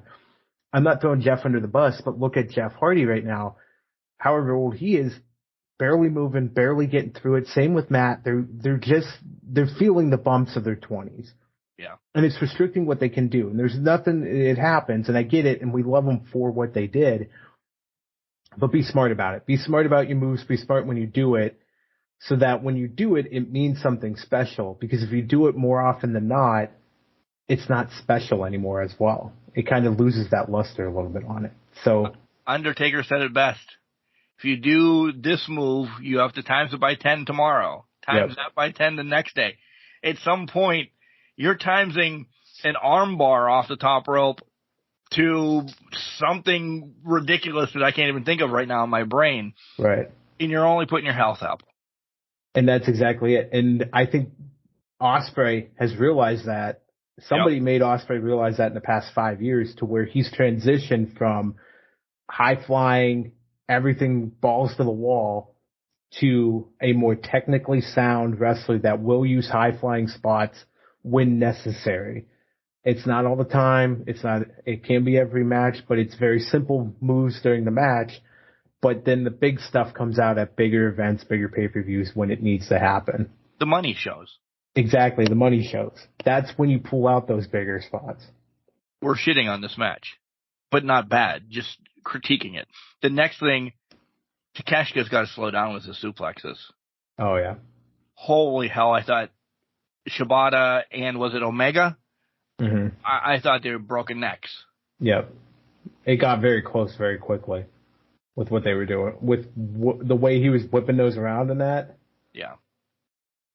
All in all, I love the match, though. I mean, it was a good match. It was a solid match. Yeah. It did what it needed to do, continued the storyline, da-da-da-da-da. And the family just beat the shit out of Jericho, essentially. Yeah. And that's it. And we got it wrong. We did. Well, we thought they would come back. We thought they would get their comeuppance here, and they didn't. And I guess to that point, it helps extend the story to whatever's going to happen at Full Gear. We can't get over the hump. Kenny Omega can't get over the hump. What are we going to do? Tieback and Dynamite from this past week, they only beat Don Callis' family because they had a replacement player in. Oh, yeah, what a hell of a replacement player, though. Fletcher Young. It was a hell of a replacement. Fletcher Young. Not Fletcher Young. That bastard's in my brain. He has overtaken every aspect of your life. He is now, it's Kyle Fletcher, but he was close. I mean, Fletcher was in the name. Right. But FTR, Aussie Open, back and forth. I literally thought there was going to be new champs. I wasn't going to poo-poo it whatsoever. This was a classic. This was another class. FTR is literally just throwing classics out. If you want to use banger after banger, yeah. But no, I think a classic is better than a banger. So this was just another classic that. And then the Super Shatter Machine to get. Oh my God. To end the match, to get it over with. We got it right. We did get it right. It was perfect. And I wrote, this was the first time FTR's title reign has felt threatened in a while. Probably since the Young Bucks. But even in the Young Bucks match, it didn't feel too threatened. So it finally had something of, there was character, there was something behind it. So again, also probably props to Aussie Open. They haven't lost the luster of their tag team since they lost the ROH tag titles. Right. Even though it was a quick turnaround, they haven't lost that luster, and they're still kind of chugging along pretty fast, as you will. And listen, I do have beef about this. We're to the main event. If you read spoilers, you heard anything, you kind of knew. It was funny. Get ready. It was funny that Adam Copeland left Beth Phoenix a note on the refrigerator or whatever, be back, going to walk the dog, and it, all the AEW. Whatever, however it was. If that didn't just tell you he was coming when this became the main event, which following the matches that were just on, especially the classic that we just talked about, this was underwhelming to me. I didn't need the shtick. I didn't need Nick Wayne. The dismantling of the ring. Which tells me, I agree it was underwhelming. A lot of those spots that were put in, because this was not a 2 out of 3 falls, 3 stages of hell match. This was just 2 out of 3 falls. So all the prop and circumstance, all the shit that happened in this match was allowed because they had to make it somewhat larger than what had happened before. And the stupidity of the stairs sequence where we have to throw Darby up the stairs 5 times. It looked like Christian was very hesitant to do so because he didn't want to injure him, which I don't blame him one bit. It was just dumb, stupid shit that shouldn't have been happening. The one thing that made sense in this whole thing before everything that transpired afterwards was Nick Wayne turning. I 100% stand behind this. I think that was a great decision. Everything overshadowed what happened in this match with that. But it was the right decision because although we didn't get an explanation on Wednesday night, what we do, you can put 2 and 2 together. Darby welcomes back AR Fox, who assaulted him in the middle of his ring in his garage training. He left him bloodied, and Darby just says, let bygones be bygones. No, this was absolutely the turn that needed to happen because it made absolute goddamn sense. And I think that portion of it alone was the only thing that not made it a main event, but made it a main event storyline of sorts, if you will. Because it kind of pushed us into that next, whatever that next stratosphere of this is, right? Right. And it helped get us to what would transpire afterwards with Adam Copeland coming out and to everything. Did you like his vignette prior to him coming out? It didn't make sense to me. Yeah, exactly. The only tying back to it was the rated R on the road. That was the only thing that tied back to Adam Copeland. But I guess if you heard him tell the story afterwards, they only had 2 days to figure out what they were going to do with it. They only had Friday night to film it. Right. And it was like, what do? You get a Mustang and you just drive fast and hope for the best, right? Because to me, when you get an Adam Copeland match, back in his heyday especially, it's high octane, you're going fast, you're going through this. We're a little bit older now, it's not high octane, it's not going forward. But I think they were going for they were trying to be cool and go for a Death House, whatever that Tarantino type-esque film quality with the R feature presentation and all that BS. I think that's what they were trying to do, which I get that, but at the same time, it just did not fit. I think it would have been better if they just did Metalingus, first Beth's voice, then Metalingus, and let it go. You think you know him.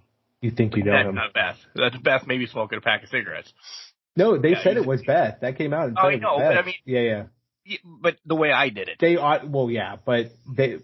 Fair. I didn't know you were talking about yourself, but I was to your point though, it doesn't sound like Beth originally, but I think they obviously auto-tuned it because the first thing I thought of was that has to be Beth. They're not going to have some random woman just go, you think you know him. Right. You know what I mean? But I think that would have been better.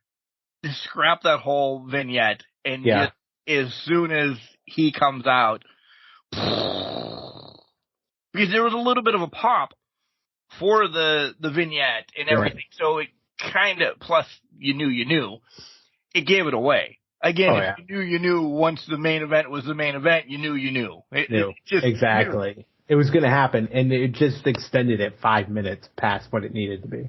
Yeah. So Jenks wins 6-5 in this pay-per-view.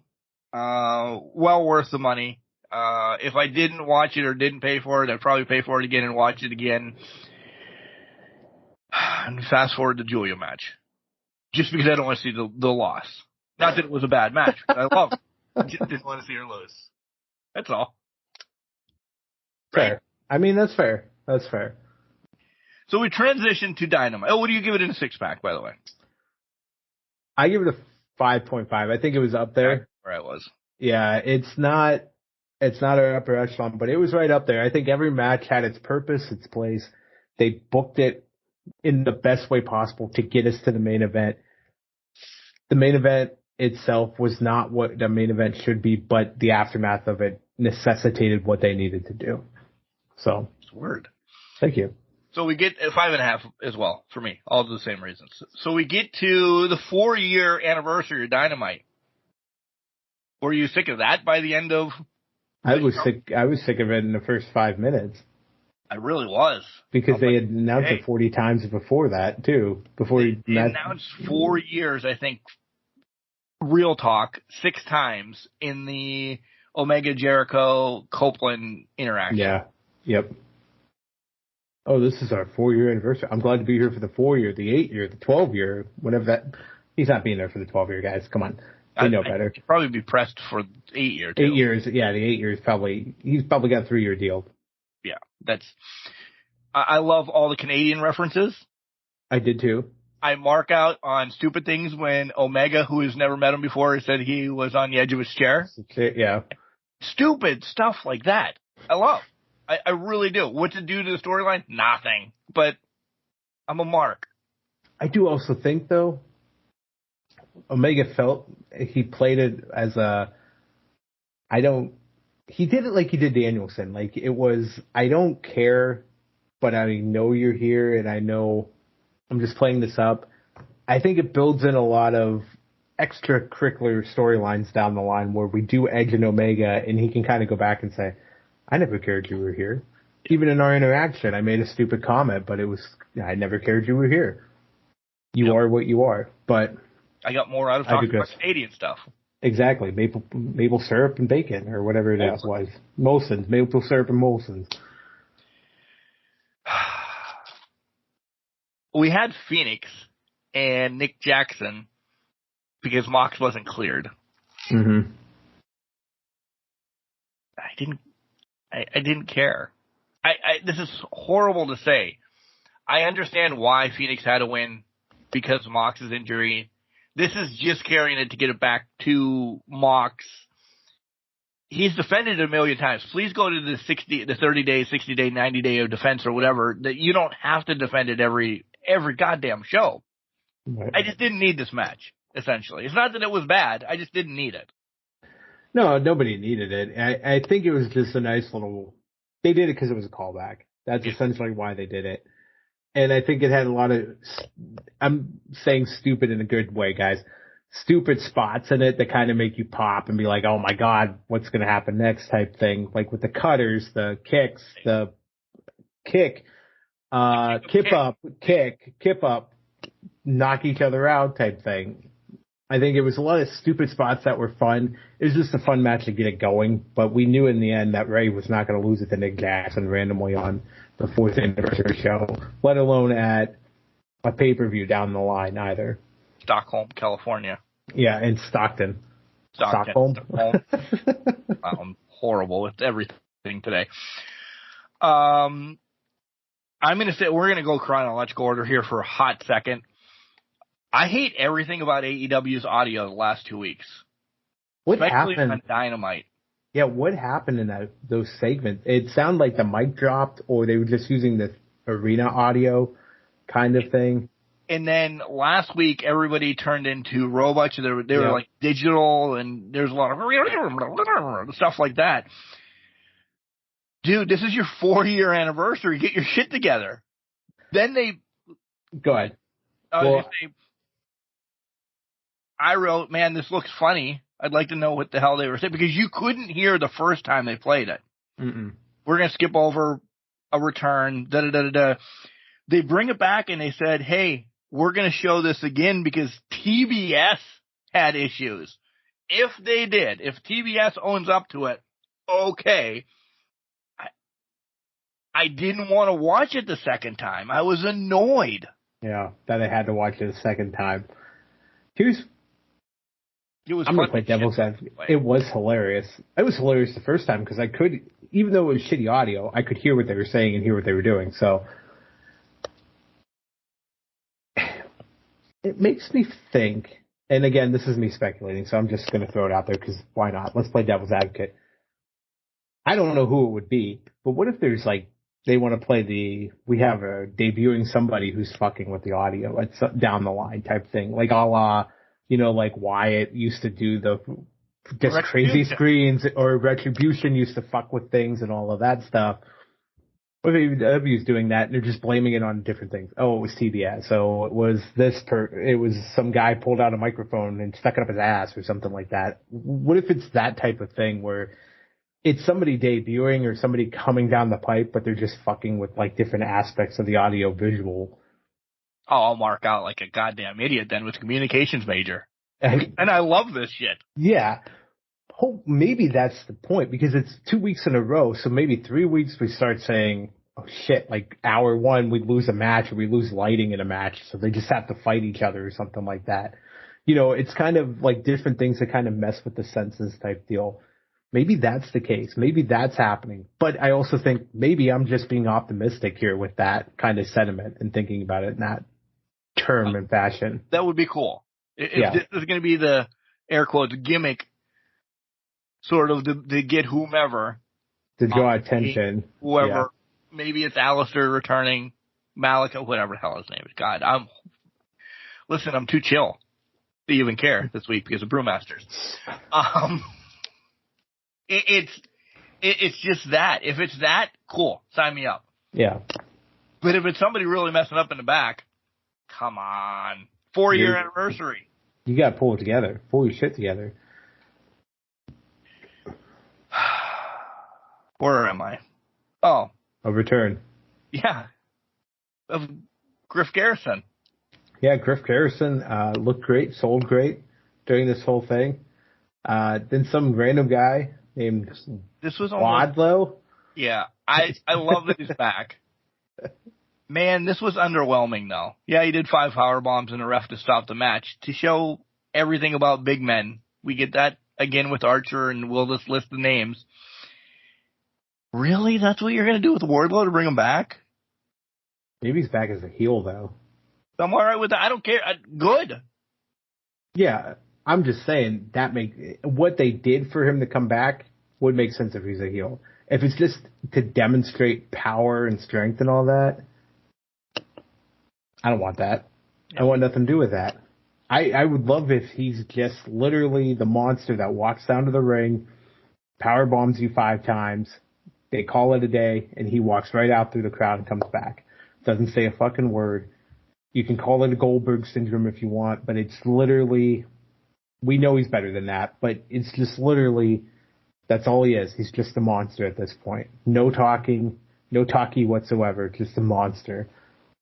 Can I tell you who he's going to be managed by? You can say Callis. Nope. Who? CJ. They're setting up CJ. I mean, well, that CJ Miro feud, dude. But Wardlow Miro. Oh, okay, I can buy that. That's what I think. I'm like, because she said last week, don't come near any of the people that I'm going to manage. We've clamored for Wardlow Miro. Yeah. And now, we could be getting it. And the fact that Miro beat Hobbs. We'll talk about later. Yeah. Yep. No, that's fair. Yeah. Man, the trios match. Oh, this was literally to get the Acclaimed on screen. But his rap wasn't even good. His rap hasn't been good in a while. Yeah, but I mean, this was not even... Well, this was brutal, but... Yeah. Here's the thing. It hasn't been good since they've been turned face. No. And to that, I say... let him rap what he wants to rap, because that's what made them popular to begin with. They've lost some of their shtick. They have lost a ton of their shtick. Like, I mean, their best part now is just scissoring daddy ass in the belts. That's basically what's there, because that's what people pop for. Everything else, the rap beforehand, it's not catching people. Mm-mm. Billy Gunn being back, I think, hurt them. I agree. I think they should have just kept them. Billy should have just been done, retired, or joined the House of Black like we wanted him to. And the Acclaim should just be tag team champions or something along those lines. But I don't know. Dynamite wasn't super terrific, is what we're getting to. The Bang Bang Gang talking about MJF. MJF comes out. He wants a street fight. And then White just beats the snot out of him. Boom. Here's your match. Full gear. Mm-hmm. Renee with Hook and Orange talking about eating chips and being champions. They had minimal budget on those chips, by the way. They had to go quarter bag. They only buy, you buy them in bulk. Yeah. Just have them for a couple months. You can only. But they sprung for the Doritos, the fucking Dorito chips that were fucking not even the nacho cheese or Cool Ranch, whatever the purple bag's called. Fire. Sweet, no. Fire, sweet chili? Is that the sweet chili one? Sweet chili one. Yeah. Sprung for them for the pay-per-view, but then after that, they're like, no, we can only afford the quarter bags. Get Lay's. Yeah, here's a fucking bag of Lay's. Be bland. What's your favorite chip? Just plain Jane chip.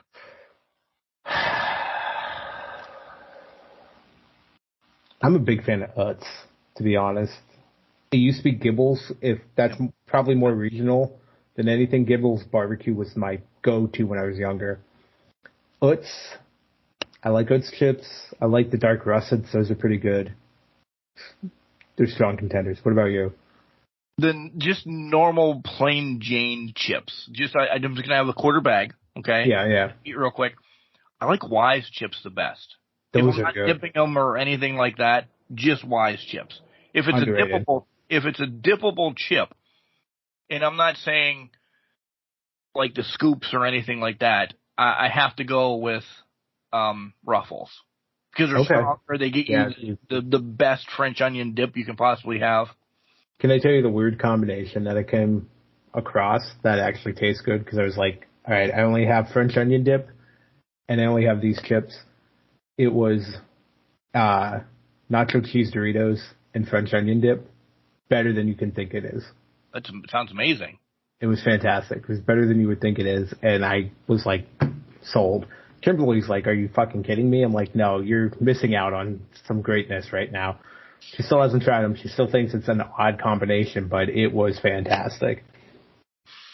We can have a food conversation someday because there's one meal that is a family staple in this house passed down from my grandmother. And every time, and Kelly's gotten, before Gran passed away, she went and learned it to the best of her ability. She does a great job with it. I mean, I tell her it's not Grandma's, but it's the best that anybody in the family has made. So she learned what Grandma's pinch was, this, that, and the other. I might as well say it right now. It's spaghetti with tuna fish in the sauce. And people are like, what in really? the fuck? That sounds god-awful. I'm telling you, when it was made at Grandma's and the menu was leaked, there's 50 people there, and you barely got any. But everybody got some. Really? My aunt tried doing it. It was kind of too watery. Mom, God love her, Mom just was not the cook of the family. But Kelly went one afternoon when it was just me, her, and Ethan and Graham going to eat it. So we had a Jethro clampet, the biggest damn bowls we could. She sat with her and learned how to do all of it. And now we can share it with anybody. Now we're just heathens. We'll talk food because I have one that's like I call it a poor man's now type thing, but we'll talk about it we'll do food sometime. But it's like a poor man's melt that my dad and I kind of came up with, and we're like, this will do. This will it'll kill you in an instant, but it'll do. It'll definitely do the trick. Yep, I cannot wait for this. Maybe you can make this when we go to Collision in Erie. Maybe. Yeah. I don't know if you'll like it, but we'll see. We'll see what happens. We'll talk about it. All right, we get Omega and Jericho against Takeshita and Fletcher. We kind of talked about this already. Yeah. The match itself was the match itself. Hobbs has something now. So I'm all right. He's not an author anymore for a little bit. This was just way too long. Oh, the match, it should not have been 2 breaks. This should have been... To go into another break? No. The one break, end the match, get into the Hobbs stuff, and then moving on. Then the Hobbs stuff took too long. Yeah, that too. If it wouldn't stick. You just had him wrestle for half an hour. No shit, no tape is going to stick on anybody. Exactly. There's no way. Why we couldn't afford handcuffs this week? What was the budget this week in Stockton? Was it we can't afford handcuffs and chips? Did they get stolen? What happened? Zip ties? You can buy a bag of zip ties for $1.98 and you have 1 million of them. Why can we not afford anything but duct tape and quarterback chips? What is happening? this week, did we forget that we were just filming a Dynamite somewhere? They were trying their best with, I guess, what they had, and they were not succeeding whatsoever. No. Renee with MJF in the training room. He misses Adam. What is going on now with Max Caster rubbing down MJF? You haven't seen this? I really haven't. Oh, you're not on Twitter that often. No. For fuck's sake. How do I explain this? Anytime Max posts something, or not Max, they're both Maxes. So anytime MJF posts something, Max will reply to it with a very sexually innuendo charged tweet afterwards. Like if he says, he hasn't said this, but we'll go with it. I need to get rubbed down by masseuse, da-da-da-da-da. And then Max Caster will turn around and say, I'll rub you down for free, bro, or something like that. Like, it's just a whole energy going on here. All right. But it's backstory between them because they both were at Creative Pro, Creative Wrestler, all of that stuff. So they're best friends, but this is a whole thing that's been building up on Twitter and all of that stuff. The fact that it came to screen, for those who know, it's fucking hilarious and fucking great that it kind of came to screen in it. I'm wondering if this is the de facto tie-in while MJF is gone. He's going to use the Acclaimed and Daddy Ass to kind of be his bodyguards as we get into the Jay White stuff, because it would make it 4-on-4, make it something, kind of build us up to it. So it's kind of building off of that natural friendship type thing that they have. I love not being in a know sometimes. Yeah. So that was, I'm like, what the fuck is going on? But that was the whole thing behind it. This was Max Caster's moment to... Damn it, I better get on X more then to see stupid stuff like that, because I'd pop. We talked about Sky Blue and Timeless Tony.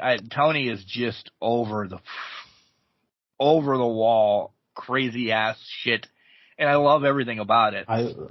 As we go to commercial, she yells, I'm going to slap your titties, or titty slap, or whatever. I'm like, that probably, because she rolled out of the ring and said, oh, go to the sponsor so you can get paid for whatever. Yeah. And then 2 seconds later, titty slap! That wasn't supposed to make TV, I'm sure. No, it was not supposed to. At this point, I know they're married, but I just want Juice Robinson and Tony Storm in a ring or doing a promo against each other somehow, just cross paths. Yes, please. Just make it happen, because they're both batshit crazy going in AEW right now, and it's one of the better things that they have going on. And we talked about Sky Blue already, so yeah. Yep. Stokely announces there's a 4-way match coming up on ROH on Rampage for the whatever. Wait, I got to go back on this, because they didn't show, at least when I watched it, because I watched it on delay, they didn't show Stokely's announcement until after they announced that there was a fatal 4-way. So when Stokely announced it, I'm like, why are we showing this and taking up time? Right. This had no, besides Stokely just being an ass in general in the back, there was no reason for him to repeat what Excalibur just said. I think they flipped it. They should have done Stokely. It was almost like Dynamite was taped. It kind of was, and they messed up the order of their what they were trying to do promoting it. Yeah. It was off this week, like across the board. So if your theory is somebody's effing with it, I hope it was all the way. Everything. If not, then Tony, you got to hire somebody to just take over ROH and let them do this stuff on ROH, and you do what you do on AEW, because you're overextending yourself a little too much. Yeah. Touche. And then the night ends with Copeland coming out, blah, blah, blah, blah, ending with go fuck yourself. Mm-hmm. With Christian. It was perfect, but again, I'm just stirring the pot. Was that really the main event? Yeah. Did it need to be? Main events on AEW this week were not main events. Copeland should have talked either first or the start the 9 o'clock hour. Yeah. Not last. The only thing I think they did was because they apparently Christian had to have got it approved to say go fuck yourself on live television, is they had to do it at the end so that if they got cut, it was only, oh, this is your opponent next week to remind you type thing. That's what's getting cut. I think because if they do it at the beginning, FCC could be like, no, yank the plug, do something else, the WB, right? And then by hour 9, you're watching Young Sheldon or some shit, right? What's wrong with Young Sheldon? Nothing, but I'm just saying you're not watching wrestling anymore at that point. But no, I completely understand. Speaking of Young Sheldon, it's now time to switch to Nebraska at Illinois. Yeah, I gotta get there too, but that's AEW. You have anything else you want to bring up? No, I'll be interested to see how Title Tuesday goes and the next week and all that in competition. I feel like AEW hasn't announced things, but that's because they do it basically. Okay, if something's coming up something Friday, and then something Saturday as well. And they've basically announced their card. So right now it's only, we'll hear from X or we'll hear from Y, and if there's a debut or surprise, they won't tell you because you need to be watching it. Which I think it should be that way overall, but, it is what it is. So we're going to see how that kind of plays out. I'll be interested to see how the Tuesday Night War rekindle goes. No shot at either. But if you say, Mark, pick one, I think NXT is going to win. 100%. Yeah. I mean, they're throwing everything. Millions of dollars down at the PC and saying, here you go, this is what we're doing. Yeah, and it's going to be probably a fight to get into that PC. I'm assuming it's free tickets to get into that PC, so it's going to be interesting to see how that goes. Do you want to do Raw and SmackDown now, or do you want to do it real quick before the predictions? We can do it now if you want to. I mean, that's up to you. Yeah. I'm good with it. All right, let's do it now. SmackDown was heavy on the bloodline. Mm-hmm. Jimmy beat up everybody in the world. And Cena wasn't there. He's got a horrible limo service, by the way. We're looping everything together, WWE. Yeah. As you probably figured. He showed up in the last 5 minutes. What a dick. He doesn't need to be there. He's got things to do. He's a star now. Right, strike's over. He's got Peacemaker. Carl Anderson gets beat up. The catering guy gets beat up. Everybody gets beat up. We said it last week. It was probably going to be LA Knight. Mm-hmm. And it was. Is this the main event tomorrow? I don't know if it's been leaked yet. Or today, essentially, as you guys are listening. Is this the main event, or is it Seth? I mean, if they would have put over the world title, I'd say Seth, but it's John Cena. I think that automatically makes it the main event. And I don't think they've done enough to make Seth Shinsuke more must-see than John Cena wrestling. And that, you know what I mean? It's kind of like... No, I get it. Your popular guy, plus who you just completely shoved down their throat as the greatest of all time, versus the bloodline. It's what they've been running. It's everything they want and more. So they're going to fully invest. I have to believe that's the main event tonight, if you will, when you're listening. You know what I popped about? What? Pretty Deadly's rehab video. Oh my God. The past 2 weeks, they have been magnificent. Yeah. And they really have. I'm going to have to get a shirt. I got it. It has to happen. Sure, they're going on the sleeve. They're everything. They're fucking amazing. Rey and Santos was an amazing match. I was really pulling for Santos, and this match kind of crossed over as we were doing the podcast last week. We both were kind of pulling for Santos. Like, this was to me, this was his best match on the main roster. He's had so many better in Legado del Fantasma down in NXT. This was amazing. This was great. Respect versus respect. The shenanigans afterwards. It was, the shenanigans were coming. I mean, it was what it was. I will say this. I agree it was his best match on the main roster. It's also the best precursor for what's to come in terms of the storyline when the time finally comes that they turn on Rey. Yep. That match is going to be taken X-fold, because then you're adding in the personal elements plus all of what you've already seen so far in SmackDown. Amplify it, they have to top it. I'm excited just to see the next chapter, the next story of this whole thing.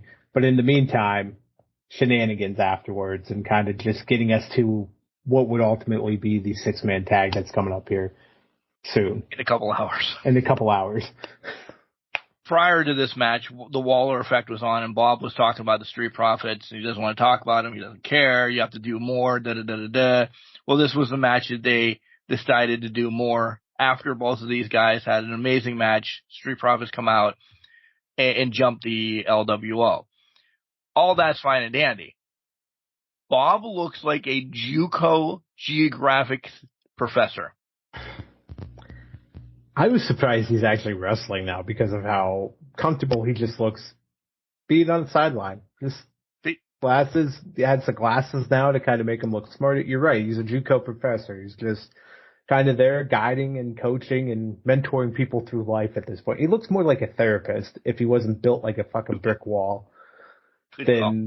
But like if he was my therapist, I'd be afraid to talk to him because he's just so fucking massive. But yeah. Charlotte Bayley, damn it. I'm not damn it that Bayley lost. Damn it. Charlotte's thrown into the fucking title hunt again. Yep. That fast.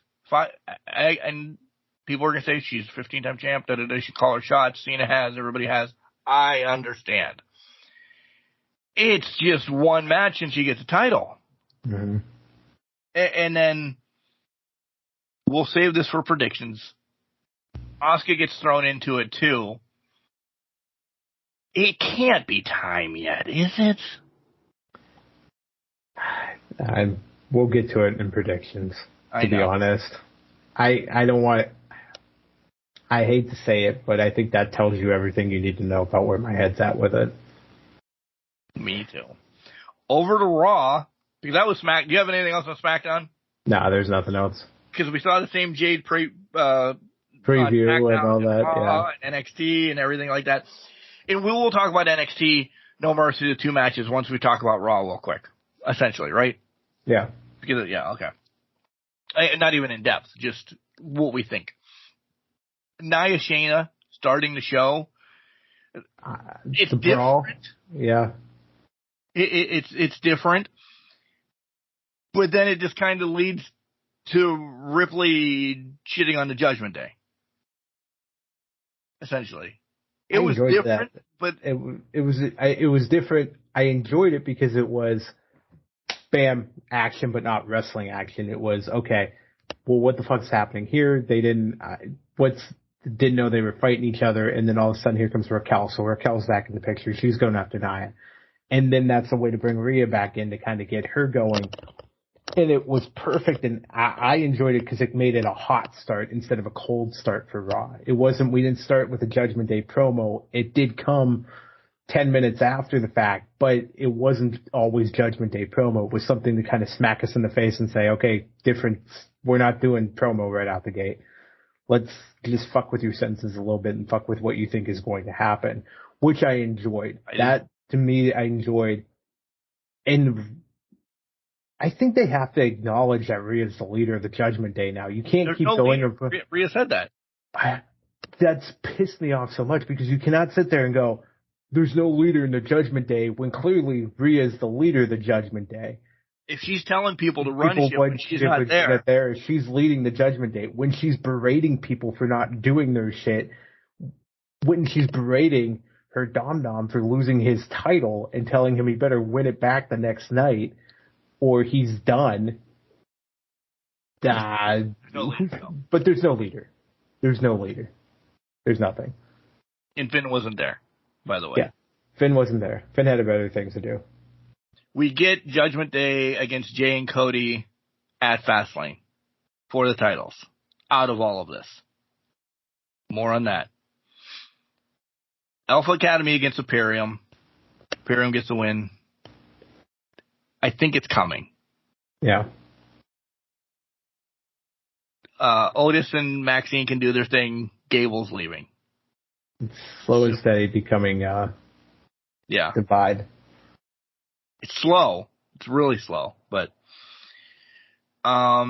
with Becky not cleared, and you'll find out why if you didn't watch, she can't fight Tegan. My girl comes out. Chelsea cocks off. Loses later on. So Chelsea at this point opens her mouth and just is given an instant L in some sort of fashion. Right. I appreciate what she's doing backstage and find it very entertaining, but she puts herself in the predicament to just lose every single time. She hasn't won a match since she's won the titles. And no, she hasn't. And they're losing the title. I don't know if they're going to throw this on or not, but they're losing the titles. And unfortunately, I think it's going to be Tegan and Natty. Yeah, that's the unfortunate part. Tegan, I think it helps Tegan, but god damn it, why does Natty need to be around this? I don't know. There's somebody else out there. There's more women out there that they could throw together because they throw people together all the time. I just don't know why they don't do it. Tegan and Shotzi are still waiting for their title shot. Yeah, and now only one half of them's getting it. Right.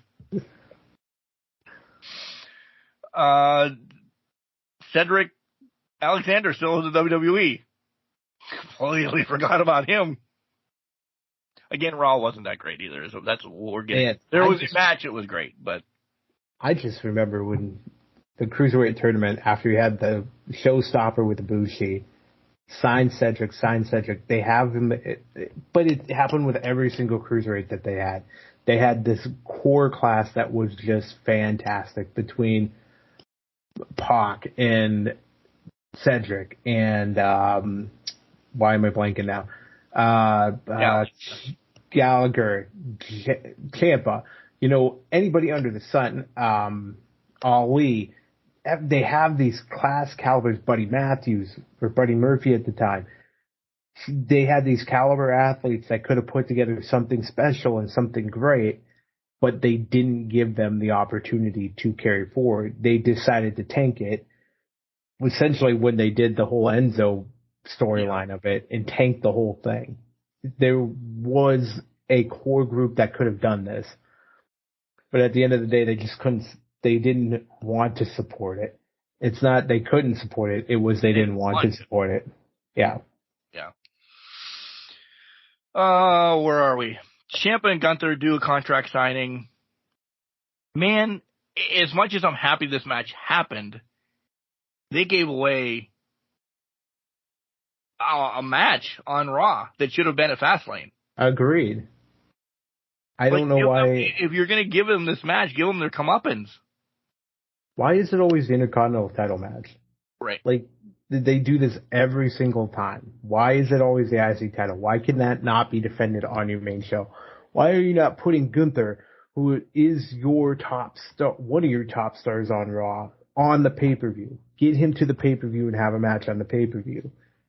Why are we not doing that? It's going to be a banger. Yeah. Yeah. And it was. It was a fucking banger. Let's go to the main event. It was a banger of a match. I wrote during the match, man, it would be awesome if Honky Tonk Man would come out and hit him with a guitar and Ciampa would win. I'm still holding on to that. Yes. Let it go, Mark. Let it go. But overall, holy shit. And even after the match, it's a horrible return for somebody. Yeah, it wasn't. He had 15 fucking seconds to run down the ring and Raw was over. Yeah. And then to that point, they hit the finisher, but it wasn't shown on the USA feed. You had to see it on a clip if you were in the United States. You had to see it in a clip online. They hit the finisher, which would have got a pop of its own right. Yep. But everybody missed that outside of it. So it was like, well, that was fucking great. Did we miss a timing cue? Did we not get time management down? You had AEW who conveniently had time to show a second segment and then just play fucking hoops a daisy with promo packages announcing things twice. Where WWE's sitting there like, well, we have to jam 95 things into 3 hours. With an additional hour, they couldn't make the timing work on that. Yeah. They couldn't give Gargano his time to shine in that. And that sucks. Yeah. That sucks. Hey, Johnny Gargano's back. DIY. Boom. See you bye. But the match itself, unbelievable match. I thought for 2 or 3 hot seconds, I'm like, no way. On Raw? You're doing this to Gunther? Because now I'm pulling for Gunther. Yeah. I'm like, you're going to do this to Gunther on Raw, not a pay-per-view. What did he do to piss you off that you're making this title change of the longest champion ever on Raw? Yeah. And then it didn't happen. So I was like, okay. As much as I would have wanted Ciampa to win, I was okay that it didn't happen on Raw. Yeah, but to that point now, when they finally have a match for Gunther on a pay-per-view, we're all going to predict and think he's going to lose it at that point. Right. Because they keep bumping him off the pay-per-view. Keep him on the pay-per-view. Let him fight on the pay-per-view. Let him win his matches on pay-per-view. Okay, great. But if you keep bumping him from pay-per-views, giving it away for you on Raw, what's the point? I mean, if you needed to pull a match from the pay-per-view, LWO, Bobby Lashley, and the Profits, pull it. See you on SmackDown. It only started last week. Exactly. You're going to get more heat as of tonight as you're recording. You guys will probably know better. You'll get something on, probably. Yeah. Exactly. There's not enough meat yet. There's not enough build for this to be something that needs to be on the pay-per-view. No. Cody talks about it. Cody couldn't even come to the ring. No, he couldn't. Couldn't be bothered. Fastlane. It's coming up. Wow, I'm shocked Jay's my partner. We'll see what we do. See you later. Make it happen, Captain. What? Like, were they worried about timing there? Because it was close. Like, it could be. You can only go out fucking 5 feet, Cody. Say 3 words, get your ass back. That could have been, too. They knew they were running over. They wanted to give the main event its time. They had to do the whole McIntyre thing with Miz, and it was like, okay, you got 3 seconds. Make it work. Make it count. Yeah. I don't know. Trick Williams talks about defending the NXT title against Dom Dom. Spoiler. It went well. He lost. Dom Dom's champ again. And my last thing, really, because nobody cares about Woods and Ivar. Oh, by the way, Kofi challenged Ivar to a Vikings match next week. You're challenging him to his match? Yeah. Challenge a New Day match. Like I want to see a New Day match where it's unicorns, pancakes, and Yellow Brick Road. Bring the big fucking box of cereal back, please. Exactly. And bring it out that it's a frying pan in the middle of it when you hit him over the head with it. I did like the different spin, and it was subtle, that Rollins wasn't talking by himself, that they had Cole in the ring and about not missing a day, and holy shit, I didn't know in 26 years Cole's only missed 2. I didn't know that either. That's unbelievable. And I thought, Shins is just going to be on the Jumbotron. But then he attacks him. I'm like, all right. It's different. Yeah. It's different. It was different. Okay. It was different. It's getting us there. Now, I'm not fully there yet. No, because it's not going right. It's just not. I love the Titantron vignettes, and I love that Shin attacked him this time. It's just like, why am I not fully invested in it? I don't know. I'm invested, but I'm not fully there yet on it. Because I think of something. And we'll do it in our predictions. Okay. You have anything else on? No, I got nothing else. Lacey Evans' coffee shop's going well. She's on not Pornhub. Jesus. On OnlyFans now, too.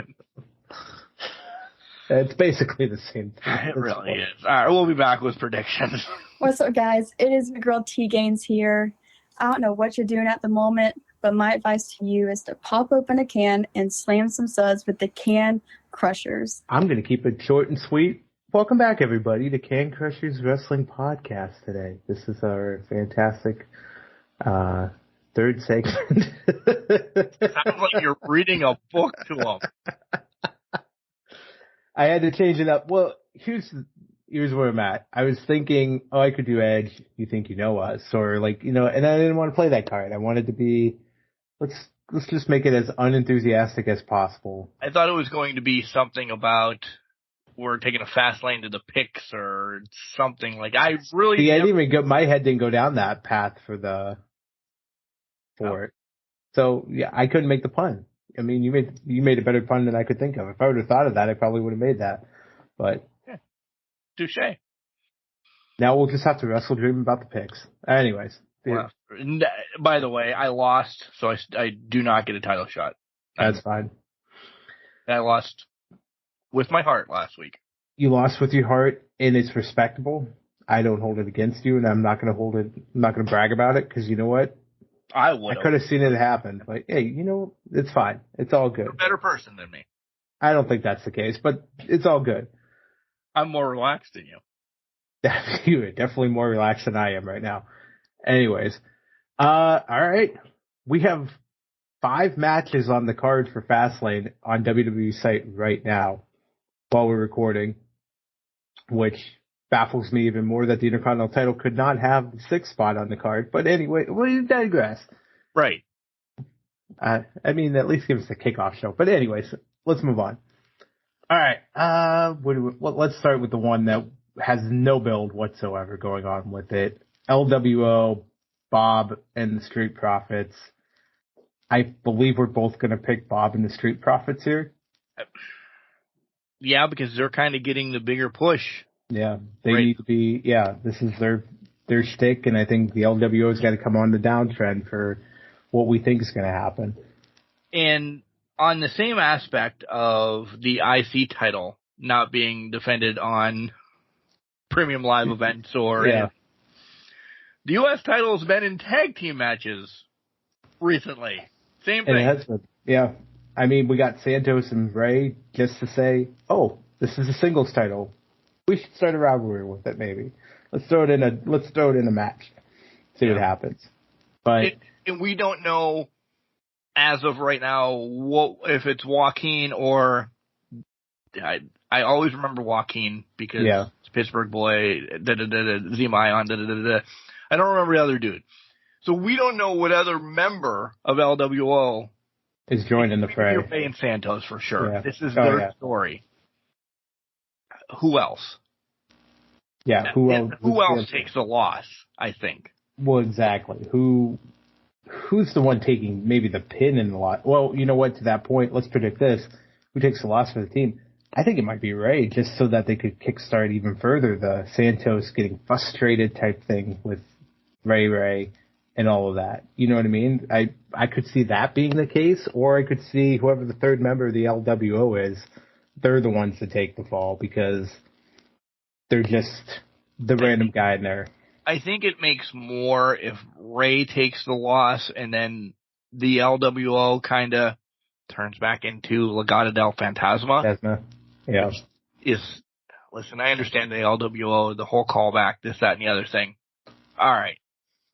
Legado del Fantasma is so much better nowadays than the LWO. I completely agree. Whatever the LWO they thought they were bringing back for a nostalgia trip, it hasn't worked. It hasn't been a nostalgia trip whatsoever. Ray was barely in it for a cup of coffee at one point. Yeah. You know what I mean? So it's like, why are we playing? It was Hoovy and those guys. Hoovy, Eddie, Conan, those were the guys in it. Ray was in there, but it was for like a hot second, and then that was it. The callback just doesn't ring true for anybody. So let's let it die. Let it move away from it. Let's move on to something more. Get us back to Santos being the leader of the group. Hell, break Zelina away from everything and just let her do her own thing too. Just let her do her own thing. Let her own wrestle because she doesn't need any part of that either. Correct. All right. We will go to the Undisputed Tag Titles, Finn and Damian, Cody and Jay. Who you got? Cody and Jay. Oh, okay. There's a story there. We're getting Cody against Jay at some point. And if they have the titles for a hot second, they lose. I'm playing this up because I thought it was going to happen with Sammy and KO. It didn't happen. I thought Adam and MJF were going to do. I want this fucking story in my life. And I don't give a shit what company it's in. So I think Cody Jay, they win. But it also ties into stuff down the line with the rest of them, and we still don't think Judgment Day is lasting much longer. I don't care if they look powerful this week, they lost next week. I think if they lose those tag titles, you can get that whole JD Priest thing, you can get Finn Priest again. There's stories there that come out of it once something else happens as well, when other things you're going to get the whole tie-in shortly. But I think they lose the titles. And then I think you have Cody and Jay having to trust each other, because I still don't think Cody's not telling me that he's trusting Jay. And how does this further the trade of Cody to SmackDown whenever it happens, because that's what we're saying, because how long do you have to fulfill a trade? It's usually like 30 days, right? You would think. A player to be named later. And or something like that. It's coming. It's got to push that story and narrative of WrestleMania, essentially. Give them the titles, they fight, they lose, da-da-da-da-da. So I have Cody and Jay. I'm going to take Finn and Damian, because not so much the other members of Judgment Day help them win. I think Drew McIntyre gets involved in something, and I think it's this. And he screws over Jay in that aspect. Because we're still waiting on a full Drew turn here. It's still brewing. His main talking point is he doesn't trust Jay. He doesn't understand why others trust him. Da-da-da-da-da. It's his whole crux of why his character's turning right now. It just makes more sense. To me, it makes sense for them to put them in this tag title match, and then all of a sudden Drew comes out of nowhere, screws Jay out of the tag titles, and Cody gets pinned because Drew's dropped Jay somewhere. You know what I mean?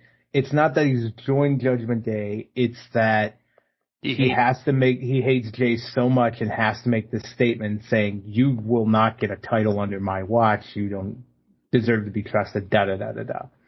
And they could play it up, to your point earlier, of maybe Drew comes and attacks Jay, and Jay goes after Drew, and then Cody's trying to make a hot tag, and he has no one to tag out, but he has no idea this has happened on the outside, right? So they can play into that as well. There's so many elements to kind of turn it around on its head. I like where you were going with it.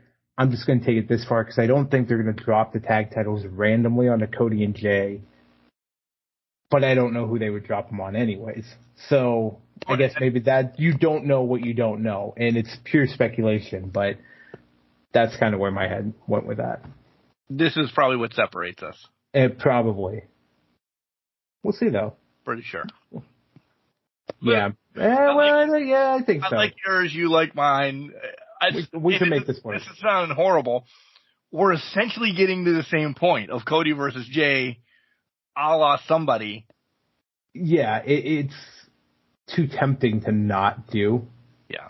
And I think they have to do it so that they can maybe be on the same team at Survivor Series, say, if that comes up. Like, you gotta get out of your system, gotta get out of your way, da-da-da-da-da. We'll see. Okay. All right. WWE Women's Championship match, SmackDown Women's Championship match, Io Sky, the champion, versus Charlotte versus Asuka. I think this is number 15, 16. 16. It's going to be number 16. I think we're tying the record Saturday tonight. And Asuka might be there to take that fall. To keep Io kind of strong and hot, but I think this is Charlotte. I do too. Yeah. For all those reasons. And if she keeps it a week and it goes to Bianca's back, and then it's, yeah. Yeah. I mean, the thing is, her title reigns now don't last long. In general, they really haven't lasted long anyway, but she's here for a couple weeks. She's champ. She's gone. She goes, gets her nails done. She comes back, calls for a title shot. It is rinse and repeat with Charlotte right now. So. And I think it's been since she lost it to Becky back in 2018, whatever that was, when Becky turned into the man. It was that month turnaround because they realized, we made a fucking mistake last month, so we have to correct this wrong. And so I think since then they realized, we just need Charlotte to get to the record. She doesn't need to necessarily hold it for however long. So you have to expedite it somehow. Right. Exactly. And that sucks. It does suck. I think there's so much more for Io to do. And if it's callback for, what's their next one? Survivor. I think it's right. Yeah, it's Survivor Series. There might be the one in Saudi coming up. I don't know. Yeah. But Survivor Series is definitely on the radar here. Yeah. If you went back in Survivor Series, there's other people in play by then. Let's just say that. Yeah. They're definitely filling up who's in play at that point. Yeah. Catch my drift. World Heavyweight Championship match. Seth freaking Rollins, Shinsuke Nakamura, last man standing. Who you got? Taking Rollins. I'm taking Rollins. And then a cash-in from Priest. After he loses the title, he gets this one and claims that he is now the leader. Of Judgment Day. There is going to be a leader of Judgment Day, and it is him. And this furthers the riff. And there's the divide. Yes. To the surprise of everyone, I'm taking Seth. Did not play the Money in the Bank into it, but I like this now because this could also give Seth time off as well because they've been playing up the back the whole time. And Seth has seemed off more or less in his promo, so we're playing this up a little bit more. A Rumble return. A Rumble return type thing to get us. But that doesn't necessarily mean Damien's keeping it until Rumble either. He's just getting a nice title reign. Testing the waters. Test the waters. You could say the same thing for Io. It's testing the waters. Because I hate to say this, it's Survivor or at Fastlane. Survivor Series is up. I don't know. You have Saudi and whatever else. We're that close to building to WrestleMania. Yeah. The Money in the Bank does not need to be existing at or around WrestleMania. So now we have to use it soon. Yep. Around Royal Rumble, listen, Rumble's unpredictable enough to throw the Money in the Bank in and around that. And maybe if they're doing it, they're going to give a shock and awe. I don't think they're there yet for shock and awe to be doing something at Rumble. Yeah. And that's WrestleMania build-up from Rumble on. So we need to get rid of this briefcase. Yeah. This is the time. Let them run it for maybe he loses it at Rumble. Yeah. Or wherever. But yeah. I think the flip side of it is if they ever cashed in Money in the Bank at the Rumble match has to be for the WWE title. I think that's the only way you can actually do that to make sense at the Rumble. Yeah, I guess you could throw last man standing instead of that on the show. But to be truly creative with it and cash it in at the Rumble, a la put it on Roman Reigns or a la the 92 Rumble, put the title on the line in the match, makes whoever the champion is go through the motions, get to the end, win the thing, cash in on them, go, you steal the spotlight, you now fast-paced your WrestleMania build.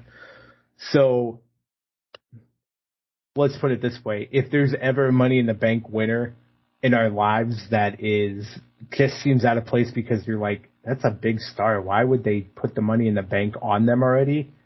It's because there's a big plot twist coming for WrestleMania, and they could be the champion going into Mania because they took it at a Rumble or something to carry the belt through and to jet start whatever rivalry is with the current champion at that time. And it's not Priest. None of that would not happen. Priest. It's not Priest. Like, we're talking, this has to be a Seth Rollins or like just a bigger name, a Cody, somebody along that. Roman, if he ever lost it. Those type of level caliber. These are your upper elite echelon people that do this. It's not. Those three are probably it. Those three, yeah, you're right. Those three are probably who they have built right now to do it. You could make, if this was Bob 2 years ago, you could make the case for Bob. If it was Randy Orton, that could be made. But it's not. And that's not where we're at right now. So maybe it's LA Knight. Who knows? But let's segue. Okay. I rolled to the main event. Yeah, right. John Cena, LA Knight versus Jimmy Uso and Solo Sikoa. I don't think John is losing his batch back, so it's John and LA Knight. Exactly. Because this also, everything that happened last Friday, Jimmy causing a ruckus and all of that, and then he takes the pin to Cena. Mm-hmm. Listen, LA, glad you're here, but this is Cena's match. He takes the pin to Cena. Next Friday, Roman returns, pissed off at the world. We're getting Cena and Roman at Saudi. Yeah. Yeah, that's true. There's no other match. Roman's going to Saudi. Oh, yeah. Roman's going to Saudi. It's not Jimmy that's getting the match yet. He's going to be pissed off at him for a while. Maybe Jimmy gets the Royal Rumble match because maybe title's not on the line. Cena doesn't want the title because something's coming up. He just wants to beat the fuck out of Roman. Da-da-da-da-da. Yeah.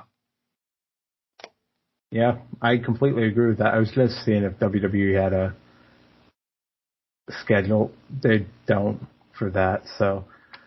But I completely agree with you. It has to be something. You brought Cena back. He's got a main event, some sort of bigger pay-per-view than just the Fastlane Premium Live event that you have going on. So, yeah, you're probably right. It's probably Cena, Roman at Saudi.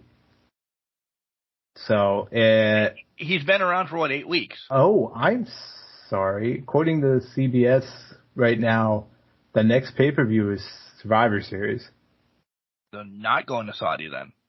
There's no Saudi on this schedule that I'm seeing right now. I'm checking other sites, but okay. I'm still taking it. Cena could be a part of something, or All right. That was it. That was the last match of the night. And that's 5 matches. That's crazy. That's 5 matches. It's crazy to me that they couldn't have said. It still bugs me that they're not like, Intercontinental title, Ciampa, Gunther, tear down the house, let him run with it.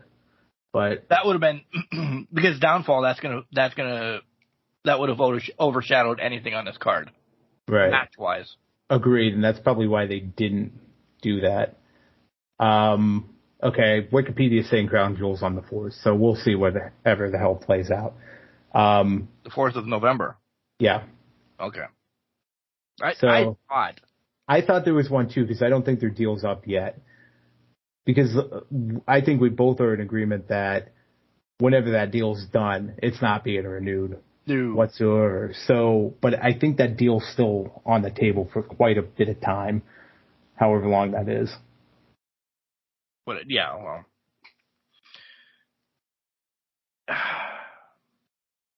this is going to sound horrible. What is your match of the night here on paper?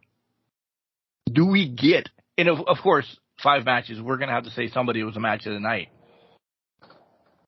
Team Bob against LWO. We're going to get spots.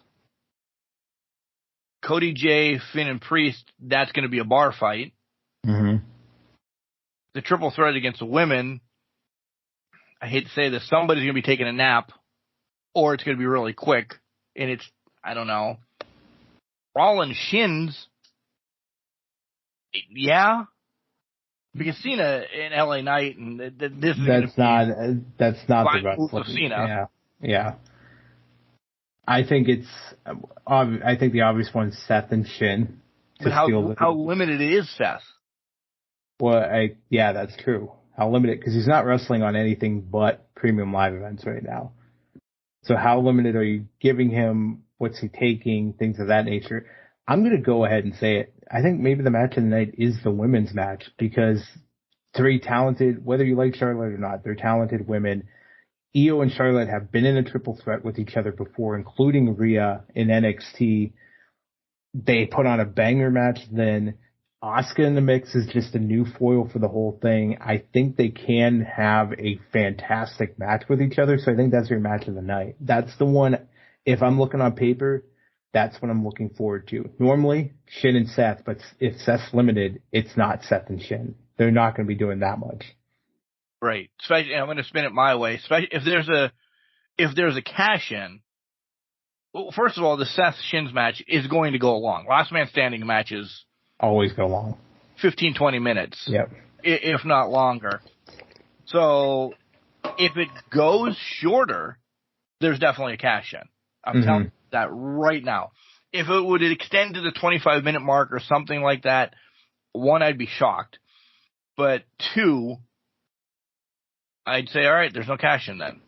Yeah. But just to beat the dead horse of this, where else do you see a cash in coming?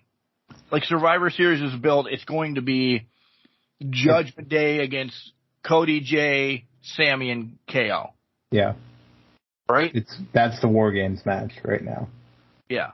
It's not going to be there. So Damien's going to be, that's his focus, is that. It's not in Saudi. I was going to say, you're not going to do it at Saudi. No. So I don't think if it's not happening at Fastlane, it's not happening this year.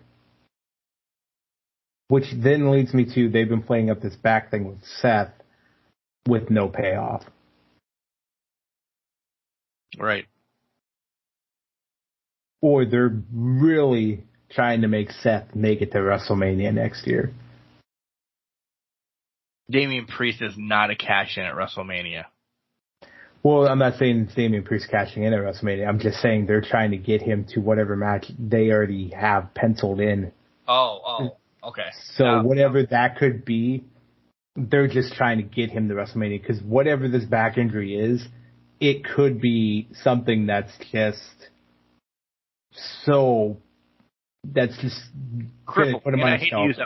It's going to put him on the shelf for a year, a long period of time. Right.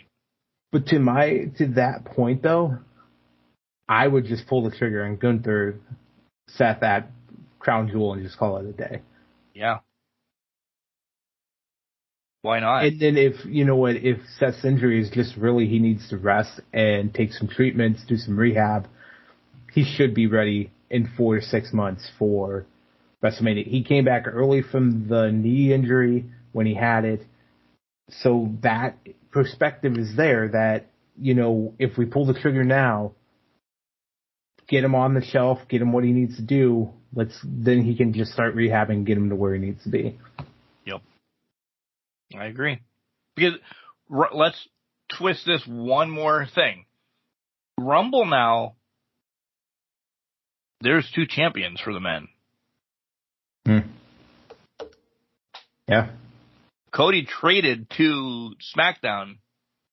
He doesn't have to be in the Rumble. We kind of talked about this like a week or a month ago or so. He doesn't need to win the Rumble to call Roman out. So the Rumble winner now is probably whoever has that secondary title. And this WrestleMania. I think last Rumble was the precursor to what this Rumble's winner is. You don't have Gunther go coast to coast and fall short to not give him the Rumble this year. I think that's just... We need to get the fucking title off of him. 2 people now, they screwed him. Yeah. I still say it should have been Gable. I agree. I would have Ciampa. I could have made a case for Ciampa. If it's God bless you, by the way. Thank you. If it's, and I know he's released, but he just popped into my head. If it's Riddick Moss beating him, I'm gonna be fucking pissed off. Maybe it's McIntyre. And maybe I'm alright with that. I'm not yet there with Drew. I think he is a main eventer. Yes, he's a top star, this, that, and the other thing. I just think he's stuck worrying about Miz and bullshit. You said possibly Judgment Day. I think he's linked way too much with the Vikings. And I think that only hurts him. Yeah, that's true.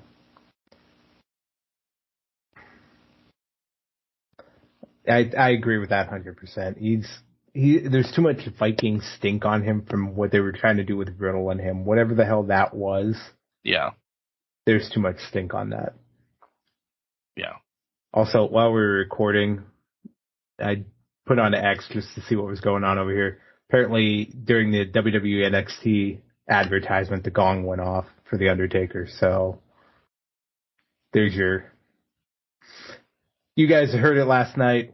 We're doing obviously recording during this, so apparently that happened last night while you guys were watching SmackDown. By the way, we didn't talk about the 2 matches with No Mercy. We didn't. Let's throw that in, briefly. I know we usually end with predictions, but Mark's horrible mind is gone thinking about how fast can I edit and how fast can I save a dog or make some beer. You can make some beer, yeah. Mark's already gone. Carmelo.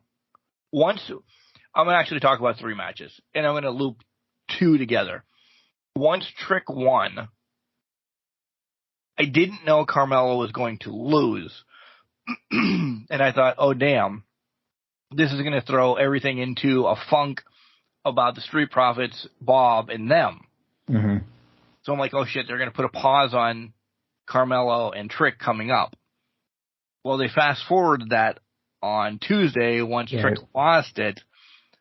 I think they show up at Fastlane. Okay. If we're wrong and Dawkins takes the loss, I think you see Carmelo and Trick just beat the snot out of the Street Profits because Bob's actually been talking to them more. Not my prediction, but... Right. Hey, let's throw this caveat in there. We'll go back to what I said a couple months ago. What if Montez just turns heel too? Right. And all 3 of them just gang up on Dawkins, like, get the hell out of here type thing. Yeah. Yeah. I think they show up. Jade Cargill is going to be there. That wasn't brought up, but I'm just saying she's going to be there. Yeah. The second one is Dom loses, Dom wins back. I'm shocked that maybe he's not, with 5 matches. I mean, real talk, this pay-per-view should not be more than 2.5 hours. Agreed. But it's going to be. Because we're going to live every promo in the last month. Every promo, every match, the Seth Shinsuke match is going to be 30 plus. Cena and them, probably 20. We're going to be living, breathing every single thing that's happened in the past 5 months. It's being run like an NXT, which is fun. Like we talked about, we complained about overcomplicating the cards before. It's fine that we're going to run it that way, like an NXT, just deliver, because you have to deliver with some of these things. Yeah. If you haven't watched the Carmelo Dragunov match, you're missing. Sit down. Yeah. Sit down. I know it's the end of the podcast. Finish the podcast. Then you go sit your ass down. Right. And just watch. But if you haven't watched the Becky and Tiffany Stratton match, oh my God. I didn't expect this. I figured, and I know it's NXT. It's NBXT or whatever the hell her shirt says. I didn't think we were going to get that at all. I thought it was going to be WWE street fight, this, that, and the other. It was Hunter's NXT legit. street fight. Yep. It was brutal. It was nasty, and it was it reminded me of Nikki Cross, Asuka when they just destroyed each other.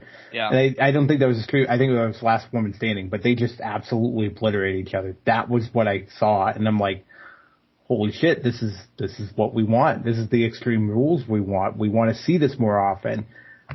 Fucking brutal, man. Becky having to get 11, 12 stitches, something like that, yeah. That stole the weekend. Oh, yeah. All truth of what we just talked about, WrestleDream, and I know we had Danielson and Sabre Jr., and we had some other matches. Technically wise, yes. Of a brutality wise, wow, I'll watch that Becky Tiffany match again. And I'm like, holy shit. Just unbelievable. This is where you heard the rumors. Now you have to start watching because you've heard it.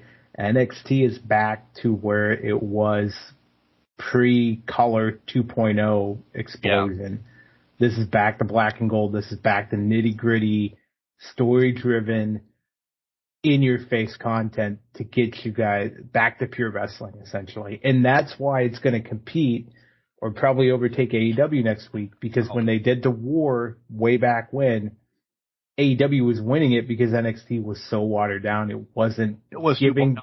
It was 2.0. It was too much just what Vince wanted it to be, and it was just horrid. Now it's back to where it was before, where the wrestling's crisper. It's on point. It's what we want to see. It's more grittier. It's more in your face, more attracting the audience where it needs to be. It's on point. It's ready. It's there. And this match was a living, breathing example of what that was.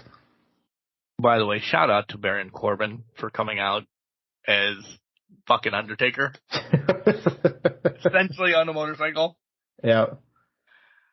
I loved it. I really did. So, all right. That's all I got. That's all I got. What do you got this week? What do I got this week? Let me see on the old calendar that I have nothing written on over here. Child's birthday party this weekend. Probably some moving stuff that's going on. Got to switch some things around and all that. During the week, nothing really during the week. It's more or less just, I got to pick up leaves. I got this fucking leave problem going on over here.